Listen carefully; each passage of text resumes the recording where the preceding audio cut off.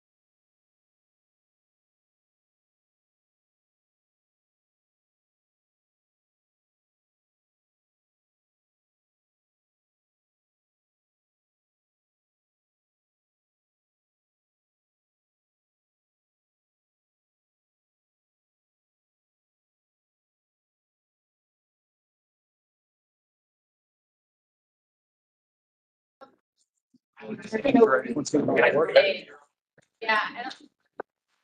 Okay, good morning, everyone. Morning. Good morning. Welcome to the October 20th, 2023 meeting of the VRE Operations Board. We'll start with the Pledge of Allegiance. Pledge allegiance To the flag of the United States of America and to the republic which stands one nation under God, indivisible, with liberty and justice for all. Okay, the clerk will call the roll. Ms. Bagley? Here. Ms. Bailey? Ms. Lomke? Here. Ms. Franklin? Ms. Gary? Here. Ms. Hayes? Mr. Caratana? Here. Mr. Kelly? Here. Ms. Lawson? Here. Mr. McLaughlin? Here. Ms. Mensing? Here. Mr. Smith? Here. Mr. Stork? And Mr. Walkinshaw? Here. We have a form. Sir. Okay, great. Rich, do you want to give us a safety moment? Yeah, thank you, Mr. Chair. We've made some assignments. Chris Henry in the back will help us out with CPR, AED, or excuse me, 911. So Mr. Henry, Mr. Buchanan, they'll help us out if we need to get first responders in here. Alex and John over here will help us out with CPR, AED. Of course, there are the planned evacuation routes that are posted clearly in this room. Just as a reminder, we will utilize the double wooden doors in the back as our primary evacuation route to the stairwell, down the stairwell, and evacuate out through the lobby area that you came into earlier. I did just want to say, as I do, I think each time this year, that with the weather changing, good opportunity to, and of course, as the time will change, good opportunity to check your smoke alarms and stuff at your house, but also, it's also a good opportunity to have a similar discussion like we do here about who's doing what in case something happens. And even if that's around the table with your kids or something, you know, an alarm goes off, might be good for your kids and stuff, or everybody in your family to sort of have that plan in the back of your head, what you're gonna do and how you're gonna go about it, and you know, just to help facilitate whatever situation it is. But good opportunity, of course, to change the batteries in your alarm, so you're not doing that in the middle of the night for no absolute reason other than that constant little beeping when your battery goes dead. So That is my, my safety briefing, Mr. Chair. Okay, thank you, Rich. Next item is approval of the agenda. Is there a motion to approve the agenda? Moved. Moved and seconded. Any discussion? All in favor? Aye. Any opposed? Abstentions? The motion carries. Next is approval of the September 15th, 2023 meeting minutes, which have been distributed. Are there any corrections or amendments to those minutes? I will approve those, and I know Mr. Stork made a correction. Okay, Yes. that correction's been incorporated. Yes. Okay, all right. It's been moved and seconded. Any discussion? All in favor? Aye. Any opposed? Any abstentions? Motion carries. The minutes are approved. Chair's comments. Just want to welcome everyone to our meeting. Note that we will have a finance committee meeting in this room right after the conclusion of our board meeting. And also, the audit committee will meet next month before our operations board meeting at 8:30 a.m. to receive a report from the auditor. And the audit committee members are the executive committee members. So if you're on the executive committee, congratulations. You're also on the audit committee. We'll see you at 8:30. Here's an important note. After our November meeting, we will take our operations board and executive committee photos. So think about that in terms of any wardrobe choices you want to make before that meeting. And also try to arrive a few minutes early, since we're going to try to get the photos in before the 9 a.m. meeting. So if you can plan to arrive at 8:45, so we can try to start the meeting at 9 a.m. I also just wanted to thank the VRE team for doing such a great job on Clifton Day. I had the opportunity to take VRE from Burke Center to Clifton, and I had never done it before. I was amazed at how many families were taking VRE and really enjoying it. And a lot of the VRE team were out there. I know folks volunteered their time that weekend to make that happen. So thank you to the entire team for that, from my family and all the others who were able to participate in it. Next, CEO's report. Rich. Thank you, Mr. Chair. First, just wanted to recap last month, timing wise, last month's board meeting, we told you we were about to go out and do some things for Rail Safety Week. Of course, subsequently, we did that. We had a handful of crossing blitzes and of course, story time at various libraries. I told you last month that we had printed up some hardbound books. We're distributing those to libraries, and then staff and others have fallen up to and volunteered for the next several months at different story times. Again, want to get the message out there, to all age ranges, if you will. So that was exciting. Again, had a lot of, as always, staff support and jurisdictional support. The pictures to the right, you'll see where Brent Point Road there, Stafford County gave us some awesome support for that event. So on-time performance, as I discussed last month, we did see a drop both in the months of July and August. And then, of course, at the beginning of September, I explained to you, I'll go to this. This is one of the spaghetti charts that we look at, and reading from left to right, it depicts the first of the month compared to the end of the month. Again, on that first day of the month, September 1st, which was on a Friday,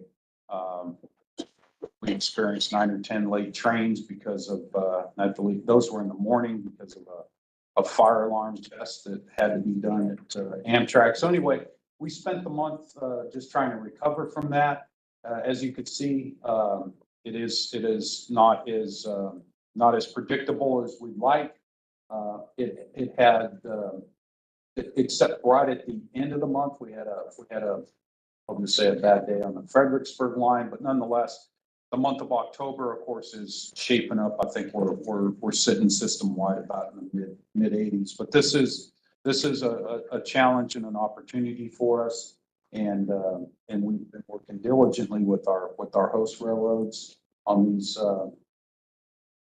on delay type issues. This is just another way of looking at that spaghetti chart, kind of smooths everything out. I'll move ahead to, and again, something that we do track, and we've had discussions with you about. Obviously, in the eyes of the passenger, it doesn't matter whose fault it is. System performance is system performance. But we do highlight, obviously, the things that we do control. At some level, overmanage those to maybe somewhat compensate for the things that we don't control. So here's a look at that. We're doing a good job with that. Our partners, Keolis, our staff, still looking for ways to fine tune that. But as you can see, like I said, and I want to go back over July and August. We talked about that last month, but just still congestion issues, and primarily on our PM trains coming out of Washington Station. They were able to accomplish some maintenance events that has increased some reliability on some switches and signals in there, but they do have a ways to go. And we were, the other element, we're really excited, looking forward to hopefully soon to open up some capacity at Union Station by opening up track 22, something that we talked about. I haven't informed the chair yet, but the chair was going to speak October 27th. That's been postponed. So save me an email. Okay. But nonetheless, it's soon. We hope to get that in service, and that will give us some relief from the congestion, not all, but again, and right up there with safety, this is one of the most important things that we're focused on right now. From a ridership standpoint, fairly, you'll see in the average daily ridership, fairly similar to, in terms of equivalent days per month, similar to August. That's ADR, I'll show you that. We have seen a bump in October, both the last 2 weeks, last week and this week. Our peak of the week, which is our Tuesday and Wednesday service, we've been up over right about 8,200 riders during our peak of the week, which is something that we hadn't seen, frankly, since a year ago during our Fare Free September. So ridership is again painfully slow, but ticking up once again after the summer. One of the other events that we did actually a week ago Friday was our annual tour to VRE. We'll say that the participation level this year compared to, I'll go back when we started this 3 years ago, we had 13 riders the first year. Last year, we had a little bit over 40 riders. This year, we had over 70 riders. And this is a mix of VRE staff, a lot of our partners. In fact, I'll call you out. I see one in the back, the VPRA staff member in the back. Looks like his legs have recovered. Since then, of course, council member Ms. Bagley there participated once again, and several staff participated. Why don't you quickly raise your hand? Nick, Dallas, yeah, and Mark and Joe, yeah. So again, this is what we try to do here is obviously promote bikes on trains, because a lot of these riders start on a VRE train and then they take the train north and they ride south. The longest stretch of this ride was like 70 miles. So kudos to them. We did, but the other part of this is to raise money for triple negative breast cancer research.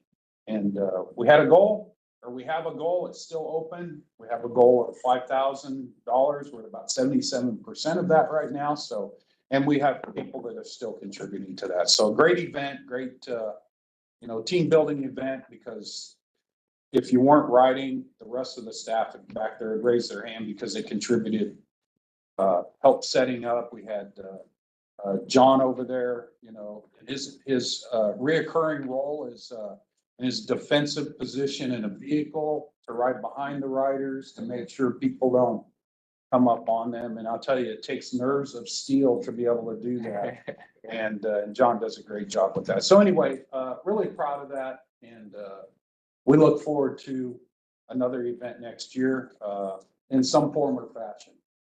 As the chair mentioned, Clifton Day was a good event for us, near perfect weather, lots of folks there. And our internal theme that this year, because this is also another event for us to interact directly with not just adults, but kids, just to promote, safety on or around the tracks. But our theme this year is just simply trains are cool.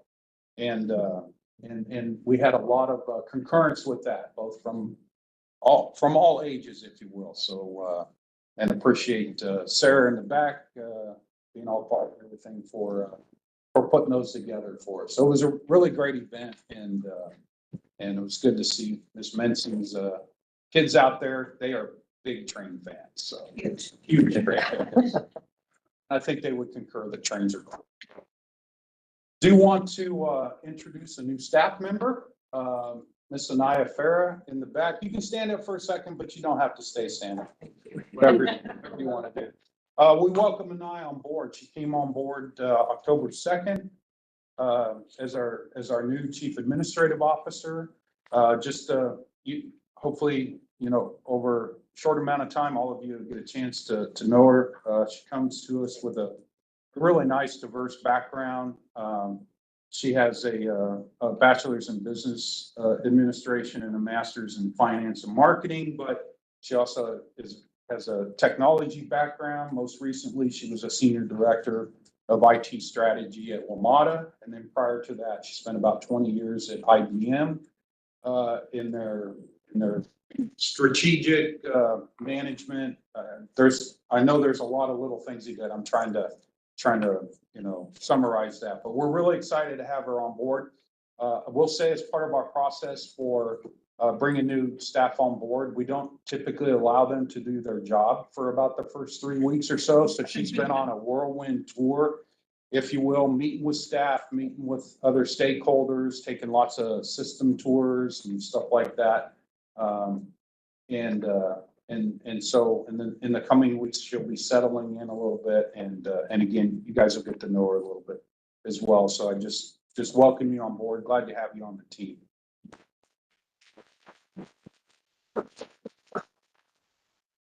And that's my report, Mr. Chair. Okay, thank you, Rich.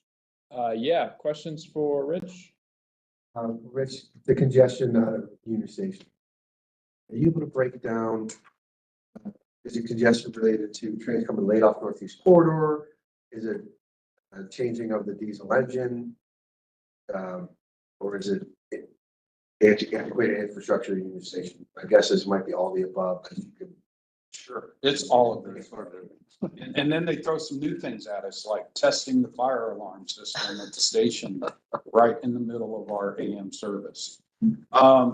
As I mentioned, some of the switch issues that we had been experiencing over the last couple of months, they have addressed some of those, not all of those.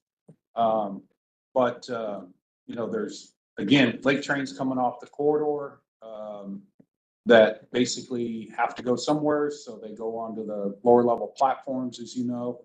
And then coupled with that, if they have, in some cases, they don't even have locomotives ready to make the head-end switch. Some cases they have locomotives ready, they make the head-end switch, and then the locomotives, frankly, they have defects that they can't go any further. So we can share with you. I'm sure you get some stuff, but we can share with you. We have another quarterly meeting coming up with them. Do you want to note that, so Amtrak has some new trains that will be coming in the future. We're trying to push for them. So they have something called Aero trains, Siemens trains. If you've ever ridden the Bright Line in Florida, the same, very similar trains, very nice looking trains, but they're going to be able to get rid of that diesel engine switch out, which is going to be key. They can't come soon enough. We're pushing them to get them into Virginia as soon as possible for reasons such as that. So we're working, the soonest they would come would be 26. My guess with vehicle procurement is probably more like 2027.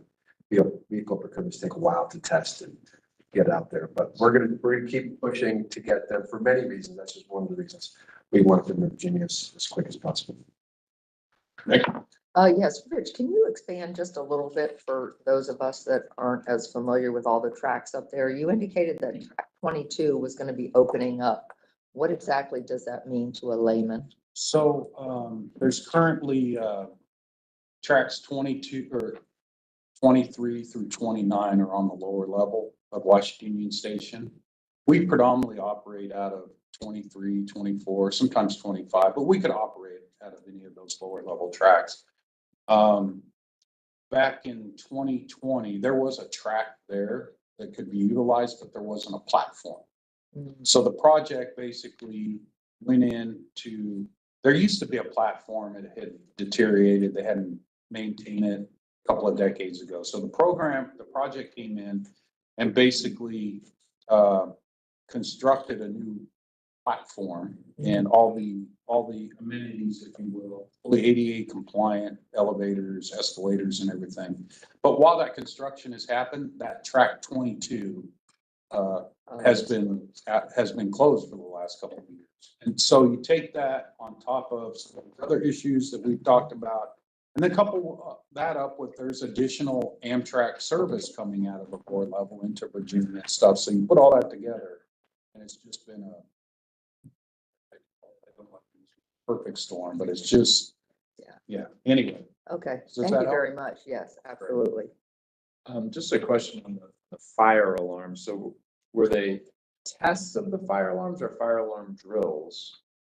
I'm asking that because it seems to me like if they're testing the fire alarm system, they could let us know that they were going to be testing the fire alarm system, and then we could plan for it. So it sounds like they didn't do that. That did not. I've spent some time with my Okay. internet therapist. Okay. Have they committed that in the future they can let us know about There those is- tests? There is that commitment. Yes. In writing. Okay, any other questions for Rich on the CO report? All right, next item is public comment. VRE accepts public comments both in person and electronically via the VRE website. Members of the public wishing to make public comments have 3 minutes and should state their full name and the jurisdiction they live in. And written comments submitted before 8 a.m. this morning will be forwarded to the members of the board and attached to the official minutes. Do we have any members of the public here who would like to address the board?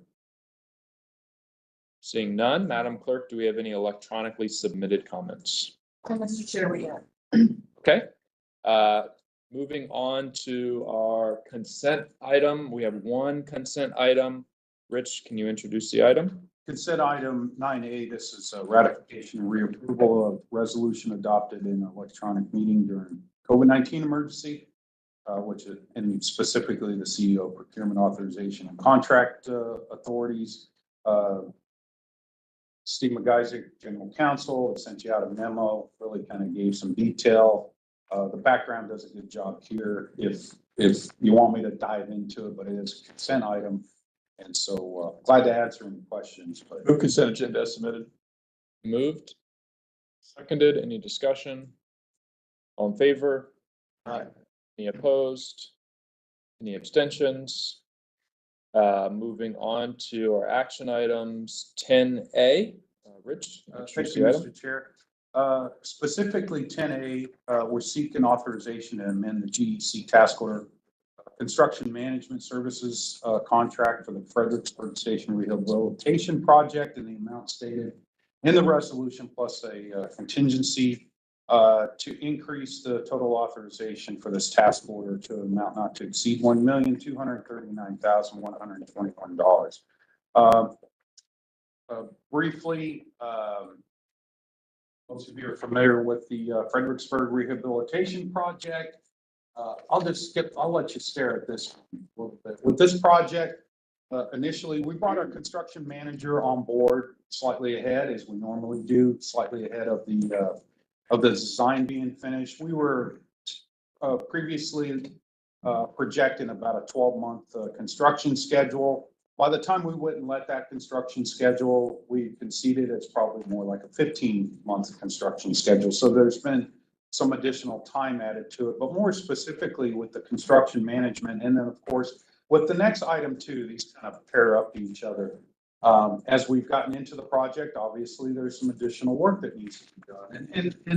And that's not a surprise to us. Part of when we got into this project is we did as much sampling, we did as much, survey work, but frankly, for this type of project, and again, this project, a lot of this work is concrete spalling or dental concrete work. And when you start scarfing that concrete back, you may think that you only need to scarf about 4 inches back, but we end up scarfing 6 or 8 inches back. So just pulling it back, straightening it back. Is that a technical term, It scarfing? is, it's a non-civil engineer technical term. It's more a mechanical engineering term than a civil engineering term. But nonetheless, again, all of this is good.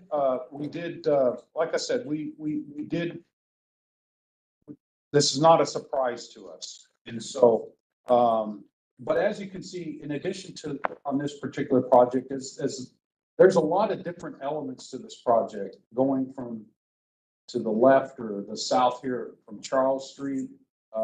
What you see the inset there, there's a rehabilitation work going on up underneath the bridge, across the bridge. And again, this is not structural. This is more dental concrete type work. But this project is kind of spread out. We had originally predicted to have equivalent to about a half an FTE construction management wise on a daily basis, maybe 3/4. It actually ended up being about a person and a half. And again, all good because we wanted to keep as a contractor sort of spread the project out a little bit, trying to hit all these different elements at the same time to ensure that even with the additional work, we can still stay within that 12 to 15 month timeframe. It just did acquire additional work. So I'll stop right there. That's my summary, Mr. Chair. Okay, questions on the item? Mr. Kelly? Thanks, Chairman. I don't have necessarily a problem with it. I'm just kind of, this was an issue in the city, those bridges, before I came on this board. And by the way, this is the second round of repairs on those bridges, not the first. We've done work on these bridges before. I'm just kind of a little surprised. We say we're not surprised, but we've looked at these bridges at least 3 or 4 times through the process. And bottom line is we're also not dealing with the fundamental issue, which is causing some of these problems with the bridges. And I understand that's going to be years down the road before we can do that. I was just kind of taken aback that we didn't pick up on this a tad bit earlier. Just for clarification, Charles Street and Sophia Street, I don't believe VRE's ever touched those. No, We touched. we did Joanne Davis and Yeah, stuff yeah. back in the day. Yeah. So this was, this goes back now. I'm going back to 2004. Yeah, exactly. Okay. So, and again, I can't. Yeah, I understand. You could probably speak better. We've had meetings on this bridge, these bridges for at least 5 or 6 times in the last, again, I started in this in 2004 and it went back to 2000.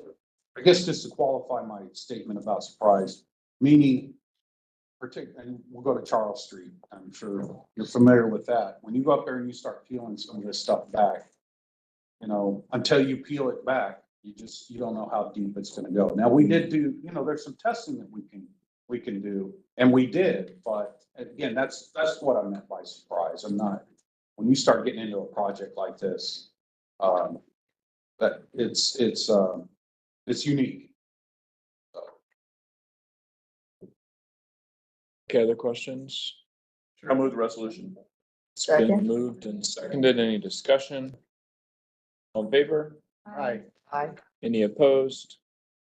Any abstentions? Motion carries. 10B, Rich? Thank you, Mr. Chair. 10B, we're seeking authorization to amend a GC8 task order for construction administration for services at the Fredericksburg Station Rehabilitation Project. Once again, the amendment is in the amount stated in the resolution plus a contingency for a total amount of the task order not to exceed $615,583. Similar to the previous item, of course, as this additional work, more detailed work needed to happen, of course, the construction or the contract administrator, construction administrator There's direct work with the contractor, dealing more specifically with with the drawings, the plans, the specifications and stuff like that. All that has to get updated. And of course, they get involved at some level too with some of the techniques. So some of the techniques had to be refined, expanded, et cetera. So again, sort of similar to 10A and kind of in parallel with 10A. Just some additional work by this part of that team under this task force. That's my summary, Mr. Chair. Okay. Question. Ms. Balky? Rich, on Yes. this project, I know you're, proposing to extend it for another 3 months. What is the estimated completion date for For it? the estimated completion date at this time, unless it's changed since yesterday or before, and I'll let Dallas correct me, but we're looking at the May, June timeframe. Okay, Okay, Okay, just in time for spring. I'll move 10D. all right, it's been moved, second. seconded. Any discussion on the item? All in favor? Aye. Any opposed? Any abstentions? The motion carries. 10C, Rich? 10C. 10C, we're seeking authorization to issue a GPC task order for phase 3 of the system plan 2050 update. And again, this is, we're seeking this authorization. This is a GPC task order with STV for the amount stated in the resolution plus a contingency for a total amount not to exceed $389,424. Just as I'll just flip to this as a reminder, when we came to you mid last year, to roll out the update to the overall system plan, we wanted to break it up in 3 phases. We didn't want to just go out there and solicit all phases together, just so each phase could help define potentially additional work in that phase or even additional work in subsequent phases. So this is just quickly the timeline. We went through phase 1, June to December of last year. We've been in phase 2, just wrapping up phase 2. And so hopefully, through our presentation a little bit later in this meeting, this starts to wrap that phase 2 up. So that's where we're at now. So phase 3 basically takes the last section of this, which is really taken us beyond the 2030 timeframe, looking at potential, service scenarios, potential, and to a large degree, business scenarios for VRE, again, with that horizon up to 2050. So we're at that point. That's what this task order will do. And that's my summary, Mr. Chair. Okay, any questions? All right, is there a motion to approve C? So moved. Been moved and seconded. Any discussion on the motion? All in favor? Any opposed? Any abstentions? The motion carries. 10D, Rich? Mr. Chair, we're seeking authorization to execute a sole source contract with Wabtec Railway Electronics for positive train control onboard train management computers. It's an upgrade to the existing train management computers in the amount stated in the resolution, plus a contingency for a total amount not to exceed $763,570. Okay, the first question, I've talked to a couple of you. Didn't we just implement PTC? Yes, we did. And that went live in 2019. The main train management computer, there are, within that computer, as it stated, they're just simply some hardware upgrades that basically will become obsolete, no longer supported. So what we're doing here is, even though they continue to support the current product through December of 2025, what we want to do is initiate the sole source contract, basically, because as you can imagine, everybody that operates the same system, which is a lot of us across North America, we're all in the same boat. So we just want to get that out there now, get the order in, and we will effectively throughout, at some point in 2024, likely spilling into 2025, what we'll do is basically take our existing train management computer, We'll send it to them. They will upgrade it, send it back to us because we're not purchasing a whole new one. We're just purchasing the upgraded CPU. So we want to get that process started sooner rather than later. That's my summary, Mr. Chair. Okay, any questions on 10D? Ms. Bagley? I'm just curious, what's the life expectancy on, like, when will we see this again? So, great question, because this train management computer actually, and the CPU, 400, it's actually been out there already for like 15, 18 years. So even though we just incorporated this into the positive train control system, well, it's been more than a couple of years because of the implementation time. So over the last less than a decade, we incorporated, but it had already been used for some similar functions, if you will, prior to that. But to answer your question directly, I don't know. I mean, obsolescence on some of this stuff happens. I mean, I would say we got a pretty good, the industry got a pretty good lifespan out of these. But nonetheless, if I was to guess, I don't think we would see this again for another 10 to 15. Mr. Carantonis? I had a conversation with our staff on this way. Yeah. And what was interesting to me is that implicit in these contracts, there is no assurance over a certain period of time that they will be not obsolete. So you buy something and you say, what is the assurance that it's going to be supported for an X term? And that's not common in the industry. It was surprising. Because these are, expensive and important systems, they are safety related. So I would have expected to have some sort of industry standard that said, well, a minimum of 3 major updates. But this is not common, and it's interesting. And part of that, I believe, Mr. Chair, I believe part of that too is that at some level, these are still considered relatively new systems, frankly. And what they found here specifically is that as they have upgraded I'll just call it the PTC system, they found that they need more processing speed and all these different upgrades that need to happen. So I dare say, I think we're in a good spot, basically, but I would not be surprised that, that maybe other less expensive or less critical pieces of the system don't need to be upgraded soon as well. So, okay. Mr. Smith? Is there any anticipated significant impact on operations during the upgrade? No, that's why we have 20 locomotives, 21 cab control cars, and I've got 3 spares right now. So we'll use the spare fleet, if you will. Like I said, we'll send off the TMC, they'll upgrade them, send them back to us. We will do the installation of the replacement work. So it should be and again, trying to give ourselves enough time in case there's any hiccups in the supply chain or something like that to get to this December 2025 timeframe. Okay, Mr. Stork? Does this include maintenance? Sorry. Does it include maintenance over the life of?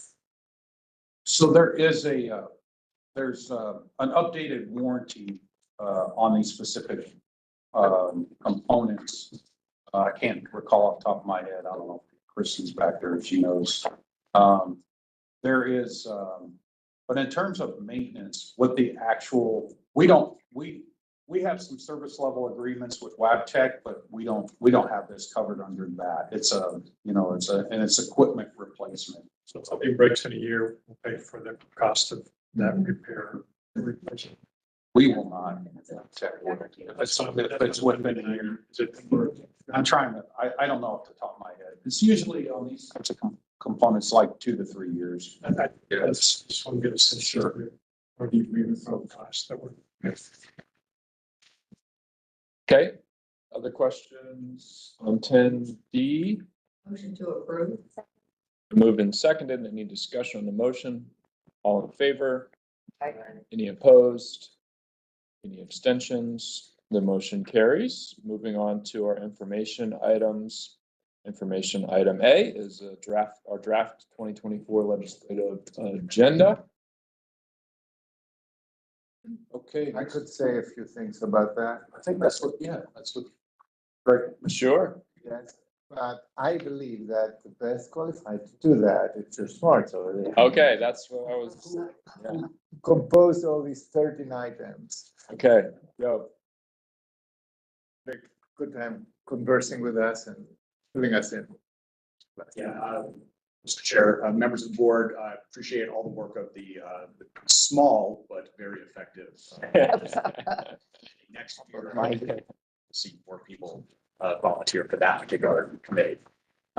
So let me start on the state side. We have a couple of new items that we're going to talk about on the state side. The first one having to do with an exemption for the state tax that we're not paying, but the broker that is getting this particular type of insurance for us pays, and then we have to reimburse them for that amount. So in effect, we're paying a state tax, which I think all of us think is just ridiculous. It doesn't make any sense for a state, government agency like us or organizations. That normally we don't pay state sales tax. It's written in legislation that we don't pay state sales tax. This is just an odd situation. So it's about $100,000 a year. It's not a huge amount of money, but saving VRE $100,000 a year is worth the effort of going out and having some discussions. We've actually, Amy and I went down. So that was this week. It was Monday. And had a quick discussion with the Deputy Secretary of Finance. We're going to talk to the policy director at tax and probably a few other people just to check boxes and make sure that we're not, uncovering a stone here that's going to cause all sorts of issues for other people. But we think this is something that would only affect VRE. We just want an exemption that says that when it gets bought for us, this type of insurance gets bought for us, that they don't charge that broker that tax so that we don't have to reimburse them that tax. So if anybody else wants to talk about insurance, I'd be happy to have a side conversation about how exciting our insurance program is. Please stop there and see if anybody has any questions about this. Only question, I assume, Joe, that bus systems are not paying this tax. That is correct. There is a transit pool in the state that the bus agencies use for their insurance. Got it. So, okay, so they have a totally separate. I do have a call in with the risk person at WMATA just to make sure that they're not doing the same. Okay. Now, it may be helpful to them. They may end up saving a little bit of money too, right? A little bit. But I suspect that they do everything out of DC so that they don't end up paying this stuff. Mr. Chairman, thank you. Did I miss, Joe, how this came about, or is this new? It is not new. We just realized. Yeah, we are probably the only commuter rail organization in the country where your director of government affairs also has the side job of being in charge of the insurance program. So I looked at this one day and went, that's ridiculous. Why are we doing this? But I don't think anybody else over the years has looked at it and thought, oh, this is something we could just fix. Good find.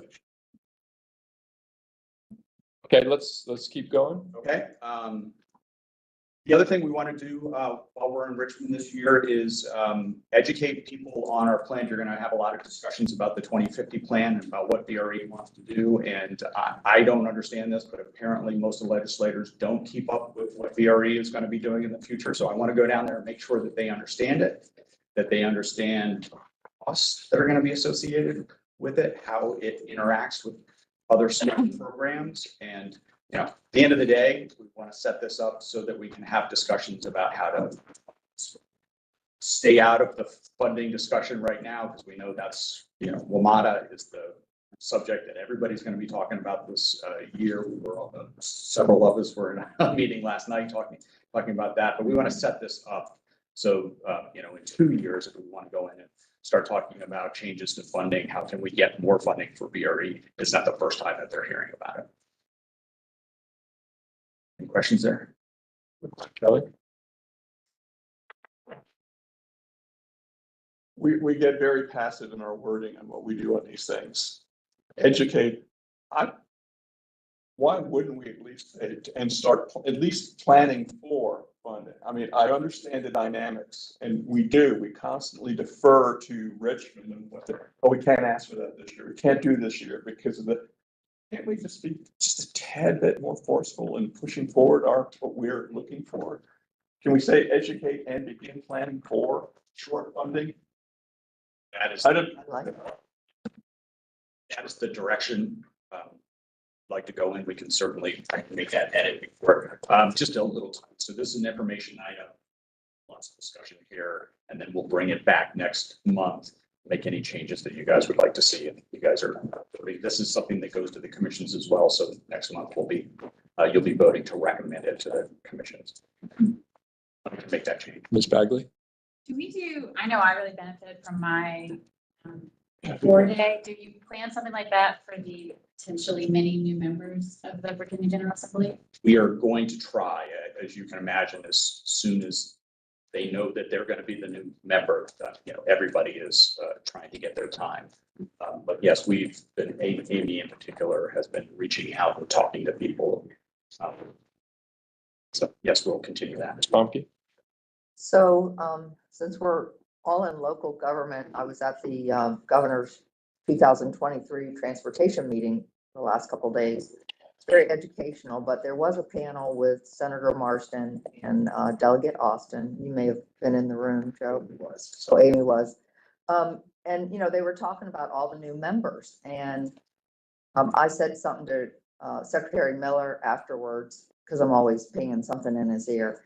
And something to the senator and delegate, and I said, you have all these new people coming in, and they said many of them are advocates for whatever they're passionate about and don't have the local government experience. And I said, really, you should all, and we know how busy they're going to be in December when they win, but I said they really should be required to watch their policy committee meetings on transportation. For us, it's FAMPO. Watch an NBTC meeting and really be required to do homework, watch a VRE meeting, because what they don't know is they don't have any idea, and watch some local government meetings. I mean, I had a constitutional officer say to me recently, well, I just thought you guys went to parties all the time. Swear. I said, parties? I said, you've obviously never watched a local government meeting. Just invite her. Yeah, it was a him. My jaw dropped. This is a party right now. Right. There's food. Yeah, there. So anyway, I think at every angle, because we have all these new people, we need to be talking to people in Richmond that can make that change, so that they understand the complexity. And, not, as we all know, a lot of this policy is about data and numbers, and not everybody that's coming into the General Assembly likes numbers and likes to look at data. So I just think we, as a group, need to help facilitate that down in Richmond somehow. Mr. Chair, can I make a plug? So December 1st, VRE is joining NBTC and PRTC for our annual legislative forum. And that actually, we have put invitations, so that's the opportunity to talk about what matters in the public transit world to mostly our incoming General Assembly, as well as other newly elected officials. So we have actually been very deliberate in our invitation to cover all candidates who are running. At this point, we already have 120 RSVPs for that event. Yeah. I know that OmniRide's going to be providing transportation. We're actually holding it up in Arlington this year. So that is, in fact, that is an opportunity. It's not the only. Obviously, these one-on-one meetings are really important. But I just wanted to make sure that information got out. I realized I probably should have brought some flyers, but December 1st, Friday morning, and that's joint with VRE and PRTC. This is something we do every year. And so again, obviously, I think this year's going to be very important. And that's an opportunity again for VRE to be representing what's important to our newly elected officials. Oh, great. Glad to hear that. Thank you. Okay. Going, Joe. Okay, so the next item is the CROC funding. Every year we put this on there and just basically say we don't want anybody to mess with this funding, so we will protect this as best as we can. We also have always talked about, is there a way to diversify this? It's all based on gas tax at the moment. So we will continue to have those conversations down there. Haven't gone very far as of yet, but at some point we hope if we keep talking about it, it'll stick in their head and they'll go, oh yeah, maybe we should talk about that. Sure. Yeah, Mr. Kelly. So we're actually concerned that the state, who has already stripped money from us to fund CROC, is going to take our money back and give it to somebody else. I don't know that I have a specific concern. I just don't want to be caught off guard. And I want to make sure that everybody knows that we are watching this. No, I agree with the last component, which is state, why don't you actually meet your obligation to transportation and actually fund the CROC as opposed to taking the money from the local jurisdictions to fund CROC? I got to say, I got a bit of an issue saying that first paragraph to me, knowing where the money's coming from, where the state took it from, and now we're having to safeguard our money from the state who took it away from us in the first place. It's a little strange to me, but hey, done. Madam Chair. Mr. Lawson. Sorry, I didn't mean to call you Madam Chair. I'm just, it's habit. I've been called a lot worse. I appreciate your concern, Matt. I think you're just basically saying every year we're going to make sure to protect this. I don't take it as raising any alarm bells. That's correct. There are not currently, nobody has talked about taking this money. We just know how devastating it would be if they did, because it's tied to our bonds and all that. If we were to lose any amount of the CROC funding, if somebody brought that up as a way to help pay for the WMATA issues that are going on, we want to kill that right away so that they understand that can't touch this. It's our money. Okay. I know I'm the low range. Joe, in terms of the process moving forward here for the adoption of it, is there another legislative committee meeting? There is not. This is Okay. the last intended discussion. You can have discussion when we bring it as an action item next month, but the intent is to sort of, We invite amendments, comments, etc., so that we can weave in and discuss that offline and then.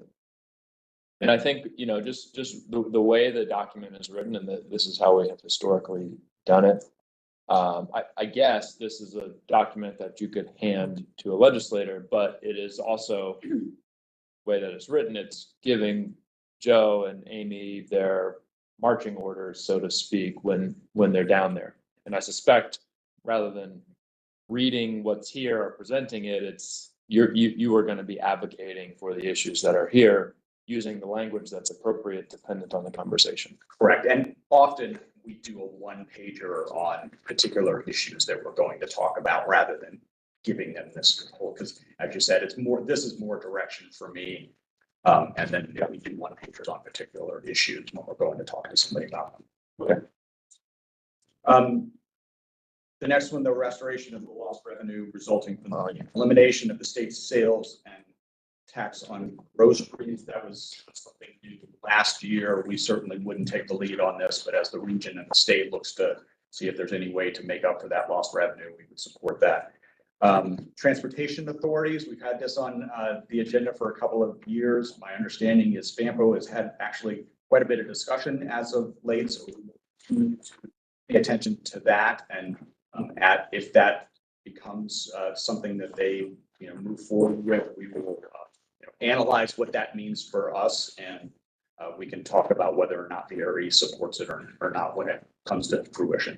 Mr. Kelly? When this was originally put on the agenda, it was to support FAMPO's effort to establish Transportation Authority. Because monitor, evaluate, and respond is frankly a meaningless phrase. Are we saying that now if FAMPO jurisdictions come together, and I was amazed that we're finally moving on this, this has been a bugaboo for me for a long time, and we come up with a plan to fund it, because it's gonna be local funding and everything else like that, that somehow we're gonna change our position and not support those local jurisdictions? I would look to from the board. Or are we saying that VRE has a right to say to FAMPO how we should set up our transportation authorities? Well, I think, and I know very little about this issue and obviously would respect what those jurisdictions wanted to do.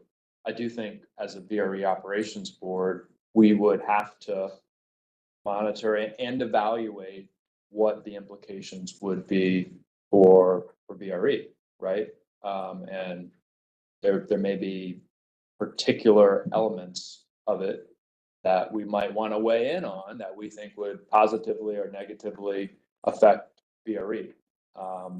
So I certainly wouldn't anticipate us opposing it, but I do expect that there could be a dialogue between the operations board and VRE and those jurisdictions as they're working toward that. But again, the original intent of this was VRE to support the efforts to establish a transportation district. I can't see anything in the course of the conversations or any Hampton Roads, Fairfax, or Richmond, other than deciding finding additional revenues to put for transportation. Now, it might not go to VRE, but it's not a situation where we're going to say, oh, we're going to strip our funding from VRE to put. Again, I just don't understand why it was kind of really watered down to this level. Miss Bagley. Do you mind just reading a sense of some of the new members of the board? Like you said, this was originally conceived and you've referenced sort of something pending. I assume that. Do you mind just going back a few years and giving us the context for? We have been trying. There's been an effort to establish transportation authority within the FAMPO district. And frankly, if we don't do it, we're going to lose out on so much on smart scale. It's not even funny because we can't leverage. We're basically now sitting down and starting the discussion to look at what it will look like. You have the Northern Virginia model, you have the Hampton Roads model, you have the Richmond model. It's basically what revenue sources are you going to take or use to do that? And I can't see any of the revenue sources we would necessarily look at for new revenue sources that we would look at that would directly affect VRE in any way, shape, or form. Because the state's already taken care of that on the last item we talked about. So, for us, it's going to be, it's going to fund local projects for the most part. Now, that's not to say we might not add something to VRE going forward as jurisdictions, as NBPC Northern Virginia and potentially Hampton Roads with their transit. But again, the whole discussion when we brought this to the VRE board years ago was, boy, we can really use your help and support in moving this effort forward. And now we're down to, well, we'll monitor, look, and check. And if we're going to monitor, look, and check, don't put it on the agenda. Why is it on the legislative agenda?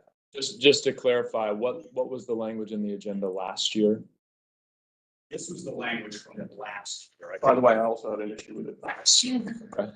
First year, it may have been a little more. It was a little more robust when we first put it in. Okay.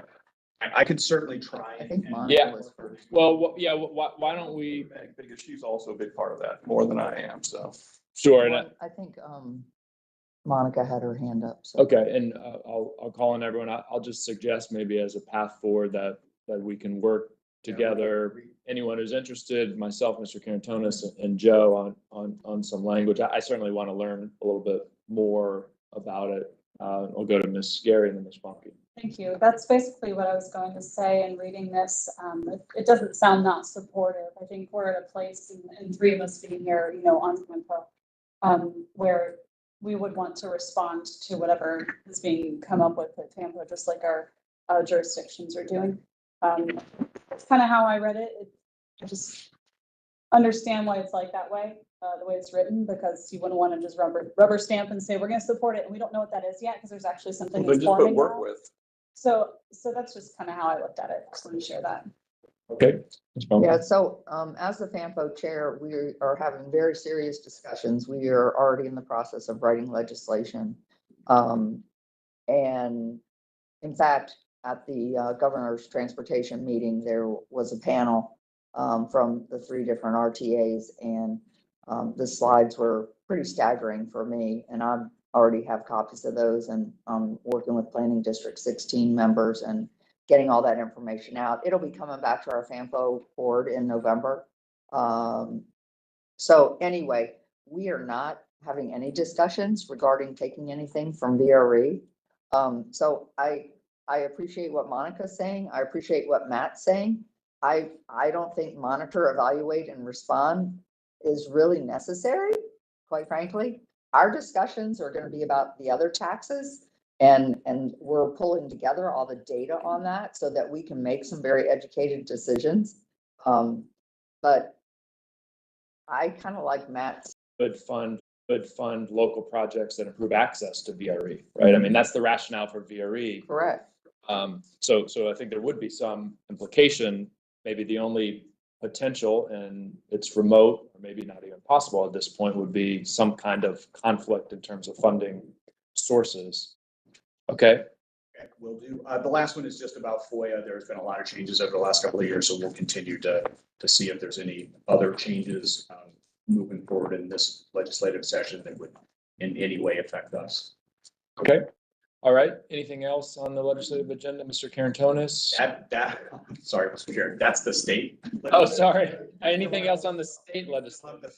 Federal. And I'll just, we do have probably a lengthy a presentation and possible discussion on the system plan 2050. So I want to make sure we have time for that. But anything else on the state legislative agenda before we move on to federal? Okay, Joe, federal. If they will touch base with stuff. Much more on this side that has been on here for a couple of years. So we're just continuing. If there are federal grants opportunities, we will, if we need to go up to the hill and get support for those, we will. The rail passenger transportation liability cap, this has been on there before. This actually has to do with the same insurance that we're paying taxes on.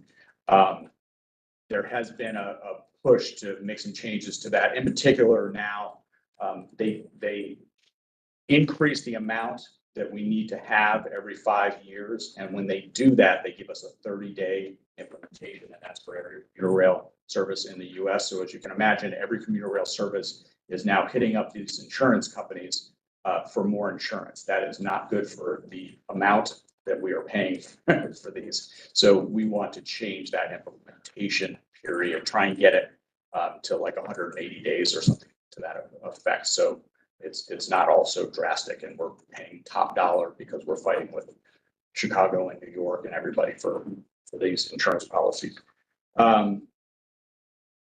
The BIL, we're going to continue to see the funding that's coming out of that and any changes to how that's distributed, other regulations and rulemaking.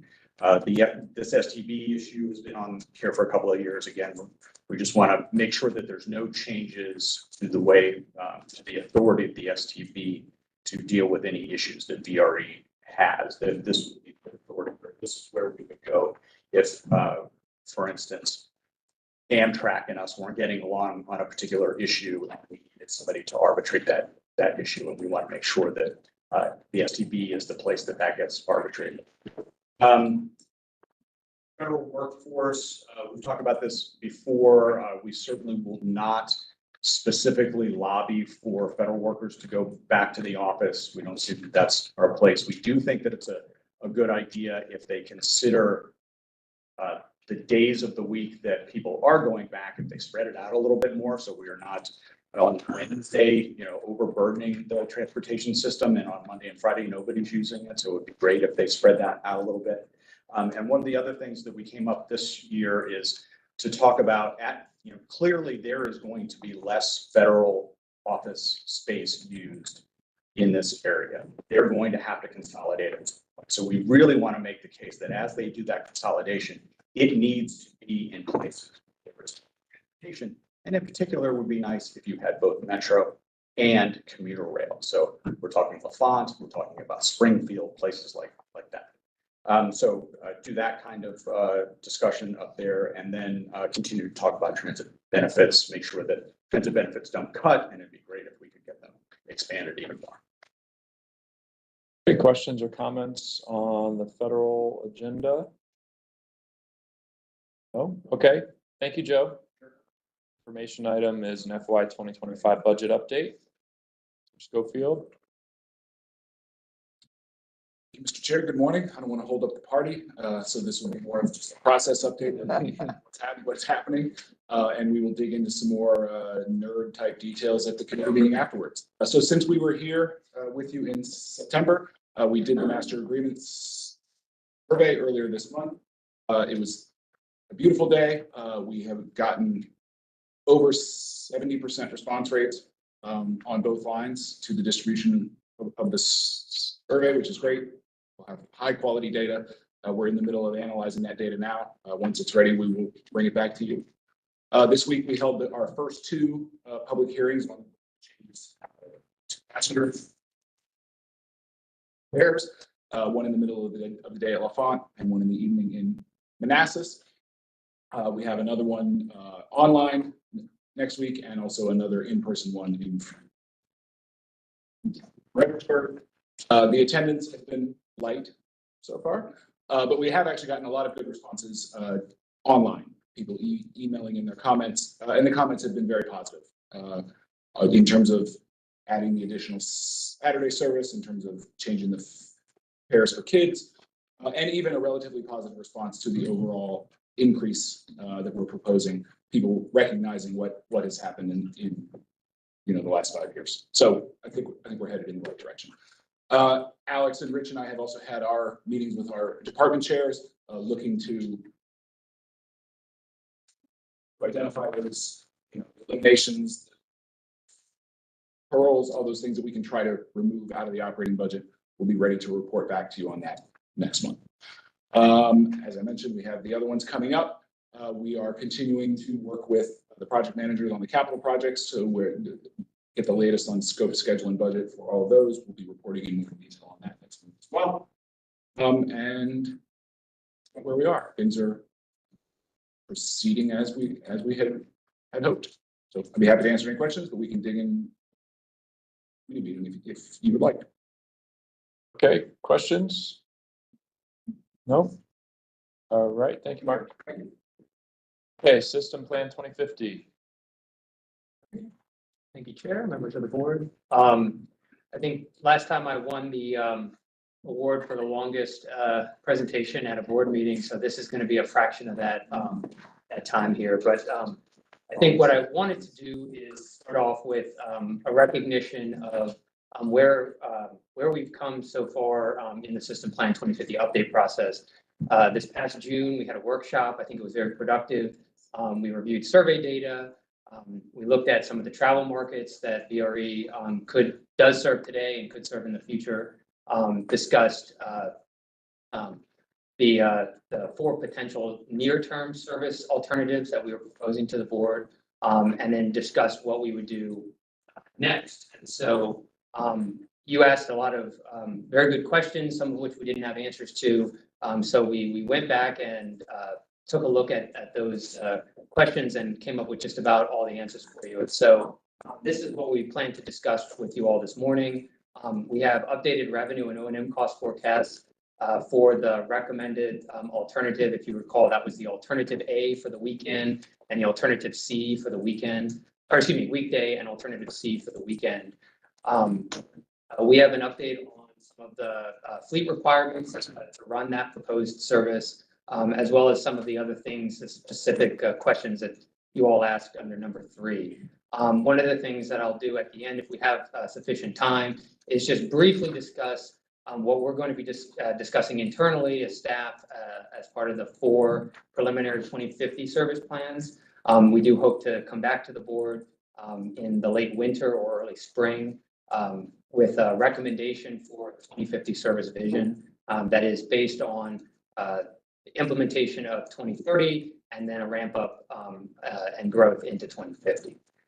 So there will be a couple of parts where I can pause for questions, but I want to be respectful of everyone's time. So I'm going to go through this presentation as expeditiously as possible here. So this is just a recap of what you saw back in June. You wanted us to take a closer look at the A alternative for weekdays, which is up to 26 daily trains, 14 daily round trips on the Fredericksburg line and Manassas line. We discussed briefly adding some express services to provide faster service to some of the outer jurisdiction riders to make the service more car competitive. And then introducing a limited reverse flow service, as well as reinstating the Amtrak step-up program to provide more options for commuters in both directions.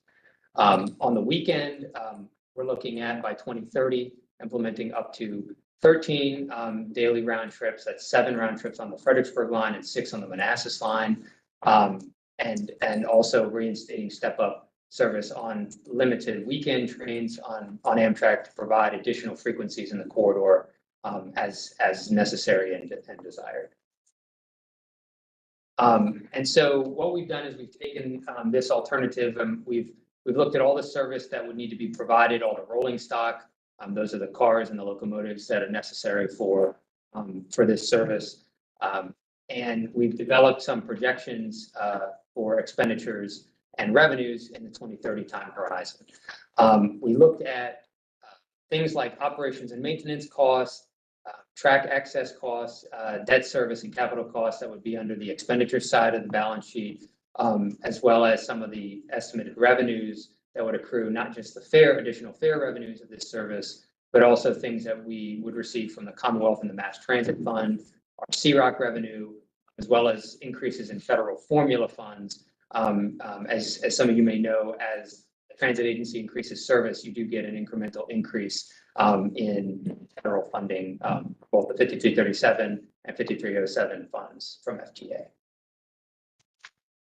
So this is just a recap from a percentage standpoint of the alternatives relative increase in service on both lines. It's a 75% increase in weekday service on the Fredericksburg line, and it's a 50% increase in service on the Manassas line for a total average of 62.5%. So just keep that in mind, those numbers in mind as we're going through the cost increases and how those compare with the services provided. You all saw this graph or a version of this graph back in June. It had all 4 of the alternatives, A through D, as well as the no-build alternative in 2030. But what we've done is we've taken all of those out and we've only included the alternative A for the weekday and alternative C for weekend.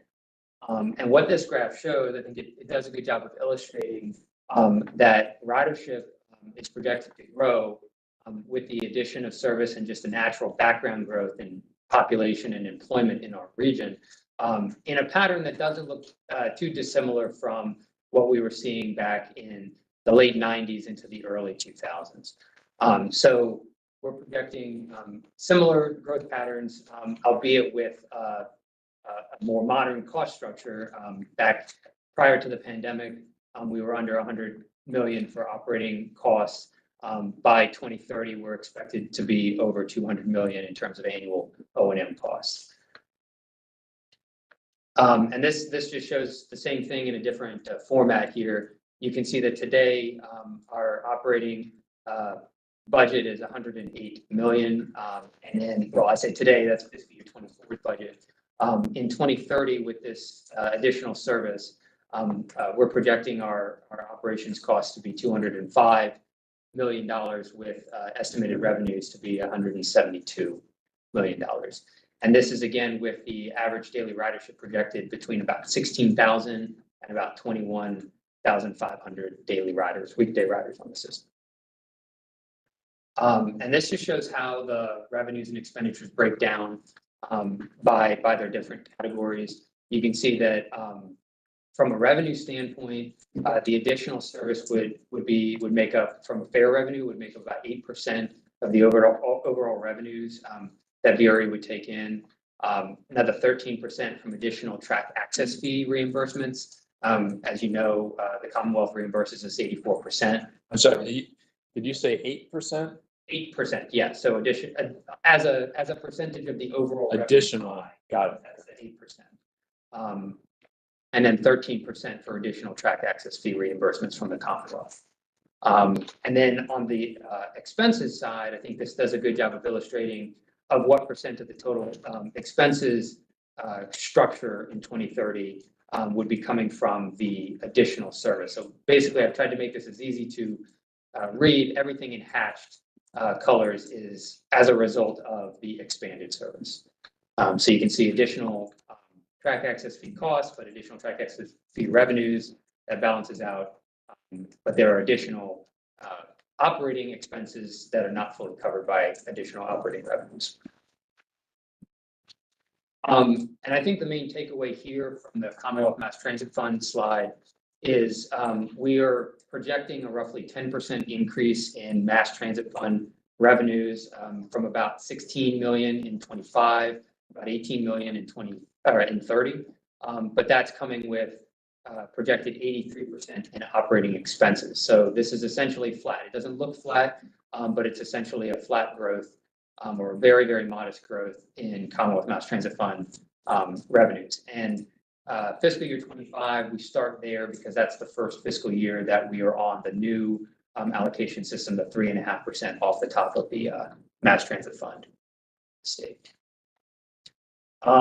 When we look at the federal formula funds that would flow to VRE for capital uses and debt service, this is our FTA provided funding. We're looking to receive just about $12 million a year more than what we take in now in fiscal year 24. And I'll show in a minute why that is not sufficient to handle our projected capital program between now and 2030. And again, track access fee costs, an additional 24 million in track access fee costs by fiscal year 30. 84% of that 24 million, which is about $20.16 million, if I'm doing the math right, would be coming from the Commonwealth in their 84% allocation. And so this just exemplifies the overall aggregate capital funding gap.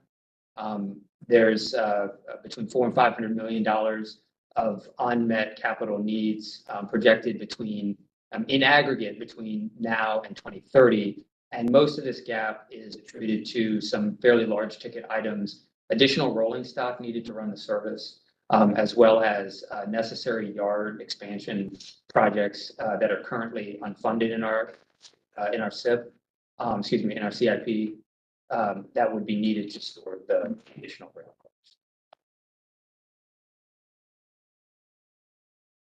cars. Happy to take any questions now. This is kind of a natural stopping spot. Yes, Ms. Bagley. Yes. And I apologize if I'm just not remembering this from your more expansive presentation, but the 10% projected increase in mass transit fund, what's that based on? Like, what's that? Where's that coming from? Yeah, so that's based on an inflation factor, and I think, Mark, if you're able to speak to this more, I think you had provided those revenue estimates. It's just a slow, like 2% a year growth in the overall level of the MTF. Okay, so it's not commenting on any like changes in trends and transit, anything like that. Okay, thank you. Slide 14 that notes VRE assumes continued reimbursement of track access fees. So how confident are we in that assumption? Might be a question for me. Sure, Mr. I don't want to speak for the board, who obviously approves our final budget. But we have informed them of future service increases on VRE, and Rich, you serve on the board, and no one has raised an objection or anything of that nature. But this will probably be something in our next budget cycle, which also next board meeting in December, start talking about. I'd let them know this is coming down the pike, so we'll probably get a better feel for that in December, and then January. I should send them to the Commonwealth Transportation Board. But as a staff member, I feel fairly confident, but again, I can't presuppose. Okay, thanks. Any other? Okay. All right. Any other questions on the presentation to this point? Yeah, just a good question for Mike. You probably got a little bit more in tune with this. That's a big gap between now and 2030. realistic, or do you see issues down the road with that funding? Because most of it, frankly, is gonna have to come from either you guys or the feds to make that gap up. And again, I don't want to speak for the board or CFO, but when we negotiated the agreements with Rich and Steve, we alluded to the 84%. It wasn't ironclad necessarily, because again, we can't presuppose future board decisions, but it was alluded to in that agreement. So our Commonwealth Rail Fund revenues continue to increase, and they have been healthy over the past few years. So if that trend continues, that'll help us with increased funding like that. If that answers it. I mean, how realistic are we in this plan moving forward as we've got it now? You talk about the funding from VPRA. Yeah, or basically the general funding trends. The funding trends in Virginia, knock on wood, have looked really good. We really went through the pandemic much better than a lot of other states. We'll also tell you a lot of our Amtrak revenues are really good as well, which helps us from the VPRA administrative and operating standpoint. So if things continue to, I can't speak for a future pandemic or future, but if the trends continue the way they have been, funding the Commonwealth and ICC revenues are coming back, and SK knows, which also helps because that does fund another project. So if these trends continue, they're pretty good. Okay, let's keep going.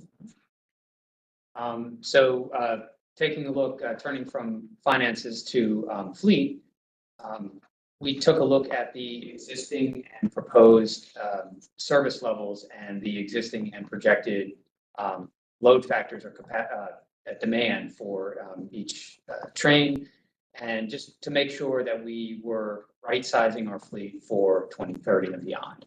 I think it's no surprise to anyone today that the current fleet of 100 cars and 20 locomotives is more than sufficient to carry the demand that we see in 2023.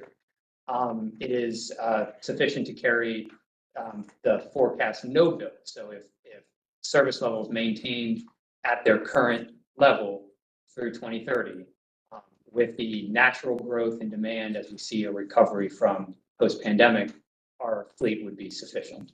However, when you add in the additional service, and you increase the demand based on the additional frequency and desirability serving new markets, some reverse flow service, we are projecting that additional rail cars would likely be needed. What we've done from a cost and revenue projection standpoint to be as conservative as possible is we're assuming that in the future, the Fredericksburg line is going to require all 8 car consists, 11 of them. And the Manassas line is going to require 8 consists, some 6 and some 8. And so basically that is to ensure that in those periods of the day that we historically have seen the biggest demand, that's in the 4 to 5 p.m. southbound peak, and in the morning between 7 and 8, that we have sufficient seating capacity so that there are no or very limited standees at the peak load points. And so these graphs just basically show that we can just about accommodate that with the proposed service. Again, assuming that the demand by time of day remains the same. We don't know what the demand is going to be in 2030, but we have to make some assumptions that it'll be somewhat similar to the way that peaks operate today. And then this is just a tabular way of displaying the additional rail cars and locomotives that we would need. So in the future, to fully implement a 2030 level of service and beyond, we'd be looking at 168 rail cars. Fortunately, 21 of those rail cars are already on order. So that leaves 47 additional rail cars that would need to be procured between now and 2030, and an additional 7 locomotives. That includes the 3 Protect locomotives that have to remain in the yards in the event that there's an issue out on the railroad. But that's essentially what we're including as our planning assumption and our capital cost assumptions for 2030. And then, you buy the rail cars and you have to make sure that you've got sufficient places to store them. And so this just illustrates what we're looking at as far as the storage. Just keep in mind that, you know, as we get closer and closer to 2030, we see this as an iterative process from the perspective of, you know, service planning, making sure that we're going to minimize or eliminate the need for any additional storage beyond, you know, what is already, you know, funded in our current CIP to maximize the utilization of the fleet and minimize capital costs. But we had to take a holistic look at what could potentially be needed in 2030.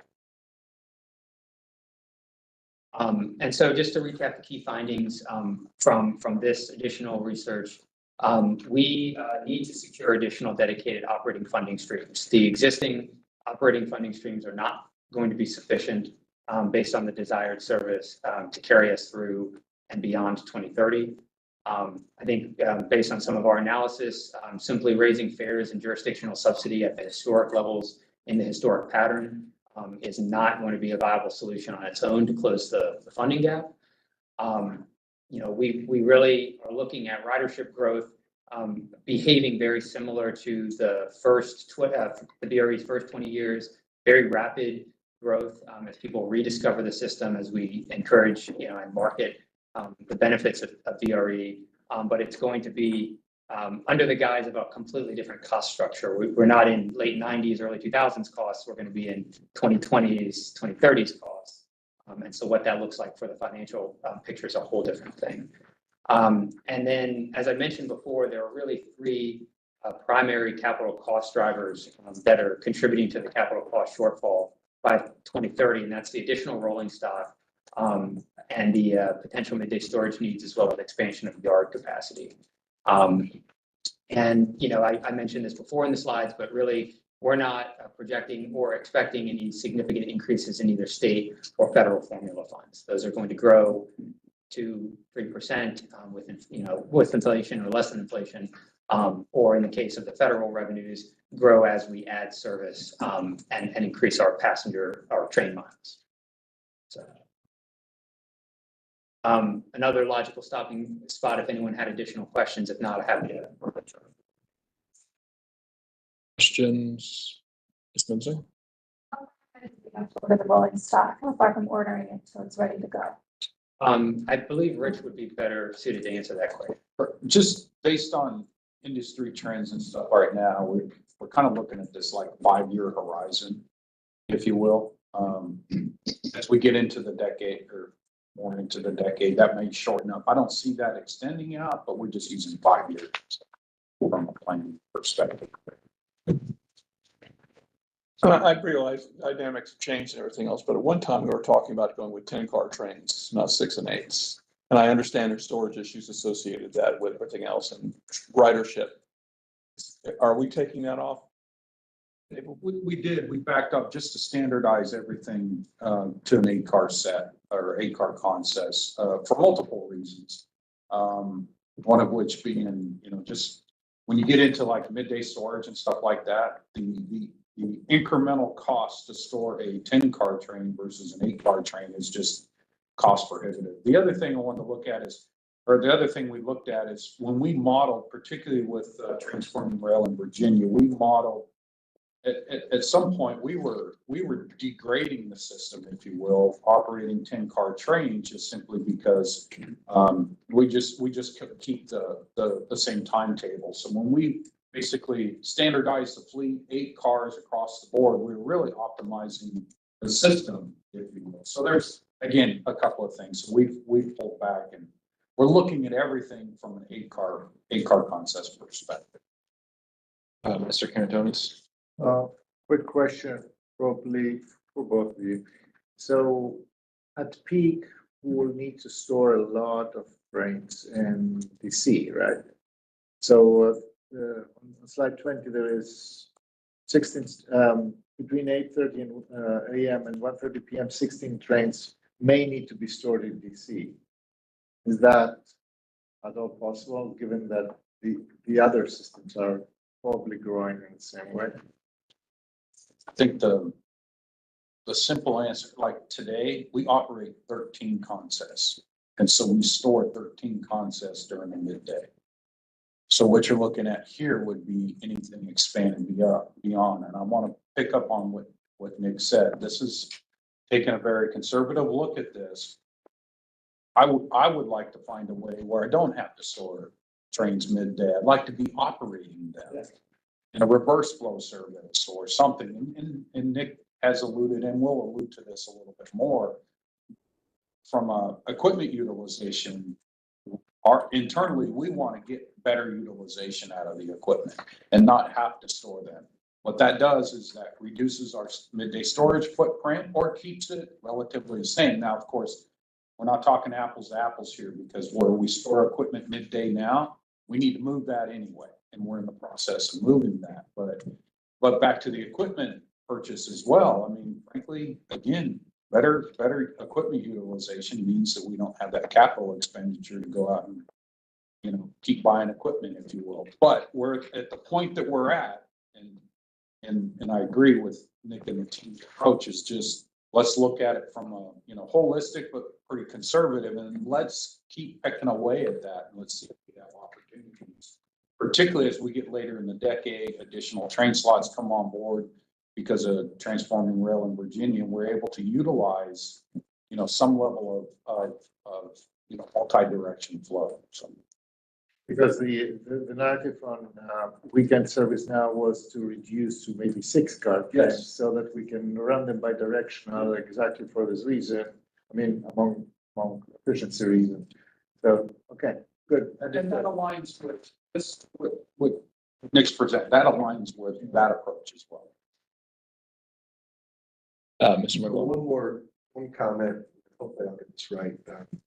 One great thing about transit, and I think that we all see, especially VRE, is that it creates, it allows more people to come to your communities.